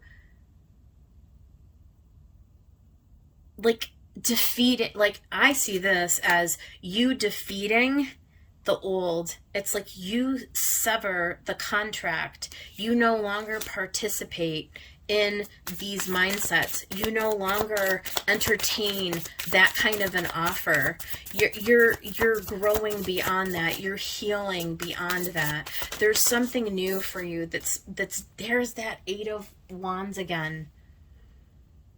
It's like the lightning bolt comes in and like you're done with this. It's in the past. You leaving the past in the past. You're taking advantage of a new offer to move into something that's going to be so much more happy, so much more light. The light that comes in. Boom. Right? You're done entertaining those kind of offers that just don't align with you. Right? There's something about your whole mental process and who you see yourself as, Sagittarius. It begins with healing yourself. There's an internal healing, a creation of a new identity. One where you are in alignment with you. You are balanced in your own emotions, right? And that is the catalyst for bringing you into a new offer. That is something that you really desire, that's really attuned to this new state of being, this new you, right? That's what's coming in. And look at, with the Empress, you've got at the bottom the Emperor and the High Priestess. So there really is an opportunity here for you. This 10 of coins is really real. It just all depends on how much work that you want to put into this, right? It's going to take time. Like, for those of us who are interested in really doing the work, right, this is what the potential outcome is, but nothing is promised, right? It just depends on again, like, how down and dirty do you want to get? Like, how really real do you want to get with this deception? Like, what are you willing to do? What are you willing to face? And what are you willing to release? That's the question, Sagittarius. So let's go ahead and get some oracles. I am going to get the Wild Unknown for you. Oh my goodness.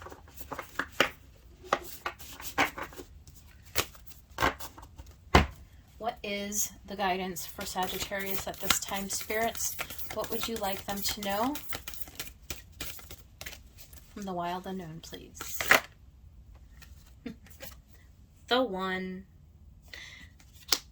I'm going to definitely have to read that one. I don't think I've ever pulled this card before. The One.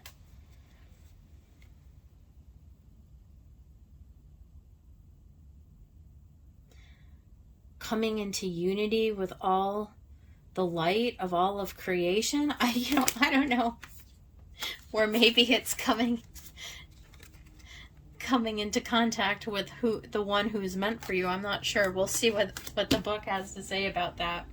But I do feel like what we know is that what you've done up to this point has not produced the One. Okay? I feel like the One is what is coming if you can manage to purge out that energy. So let's get something from Moonology. I'm going to read out of the book for that. Don't worry. We'll see what that has to say. What for Sagittarius from Moonology? Your dreams need a practical plan. Full moon in Taurus. Now we will have a full moon in Taurus in November. Remember, if you watch the astrology at the beginning, we'll have the full moon in Taurus in November.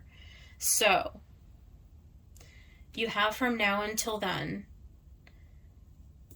to come up with some kind of a strategy. Again, Seven of Swords a lot of times and the Emperor can talk about coming into building a strategy to enact this plan, right? To get to this place where you have some kind of a new offer coming in. So let's get something from Black Moon Astrology. Spirits, guides, and angels. What do you have for Sagittarius? Hey Sag, so sorry my battery died. And I didn't know until I got done pulling the cards, but we're pretty much at the end here, so I'm just gonna backtrack because I looked in the video and I was pulling from the Black Moon Astrology, and you guys had two cards come out. So you had Gemini, I think, and the Moon Soul come out. And so let me see if I can remember what I was kind of saying about that. So with the Gemini, just remember that Sagittarius, it's going to be all about your ability to sort of reframe the way that you're thinking, okay? The how you identify is the thoughts that we think, the stories that we tell ourselves, the words that we use in our mind, right? In that sort of mental chatter that's going on, the way that we think about ourselves, it does influence what we're able to sort of bring about and to manifest. So I would just say that with Gemini, I think, be really, really careful and mindful about the thoughts that you're identifying with, right? It's all about that Seven of Swords, that story, that mask, right? That identity. Who do you believe that you are? Okay. So as you think is going to show up in your life. And again, let's not forget that what is on offer here is the potential to bring in something that really is really meant for you, and it's really like what you desire, right? So it's really just getting your thoughts and your mental sphere in alignment with what you actually desire, right? So that you can sort of, in the 6-month time frame, you can really pull. And then in your moon, which is in your soul, again, it's that communication into the soul level, right? Where you are touching base with your inner being, with like your inner guidance, with spirit, you know, with your higher self, your team of angels and so forth, whoever you resonate with, that you go to for guidance. And it's really just allowing that connection to spirit, that voice, to that guidance, to come up, to be able to come through. And this moon is really going to be the catalyst for this whole process of unfolding. So the last thing that I was going to do before we got so rudely cut off was I was going to read for you. So I'm going to reread that. I did read it once, but the camera was not rolling. So I'm going to read it again so you guys have the benefit of the guidance before I let you go. Again, really sorry that happened. I'm just glad that I caught it and that it didn't cut off like sooner in the reading, right? So we almost made it. All right, so it was the one. Our ability to experience this archetype firsthand is limited. It comes in brief and potent moments that we're left to savor for a lifetime. The one is both the energy that unites all living beings and our capacity to sense this intimate union. This archetype eludes us most of our lives, appearing as a concept in a distant galaxy. Yet, when we are in the midst of all its power, a solemn reverence falls across all the land. We glimpse ourselves in the vastness of all consciousness and are neither small nor large within that field. We're neither important nor unimportant. All duality fades away, and we're left with what is, the precious knowing that life is a gift, and we are both the giver and the receiver of this fortune. And I'll close by saying that, I really think that that's just it. It's really just getting right with our perception of what we're doing here. It is all about this 10 of coins, is it not? It's about really coming into our highest evolution of ourselves so that we can be a light and shine for others. It's about experiencing joy, about opening to love, right? And all of the lovely things that Taurus season reminds us of. So this is really a nice reading for you guys. I hope that somebody out there liked it and that it was helpful. If you did, I appreciate you liking the video. Consider subscribing to the channel, you guys. I really appreciate your support. And I will see you guys on the next one. Take care.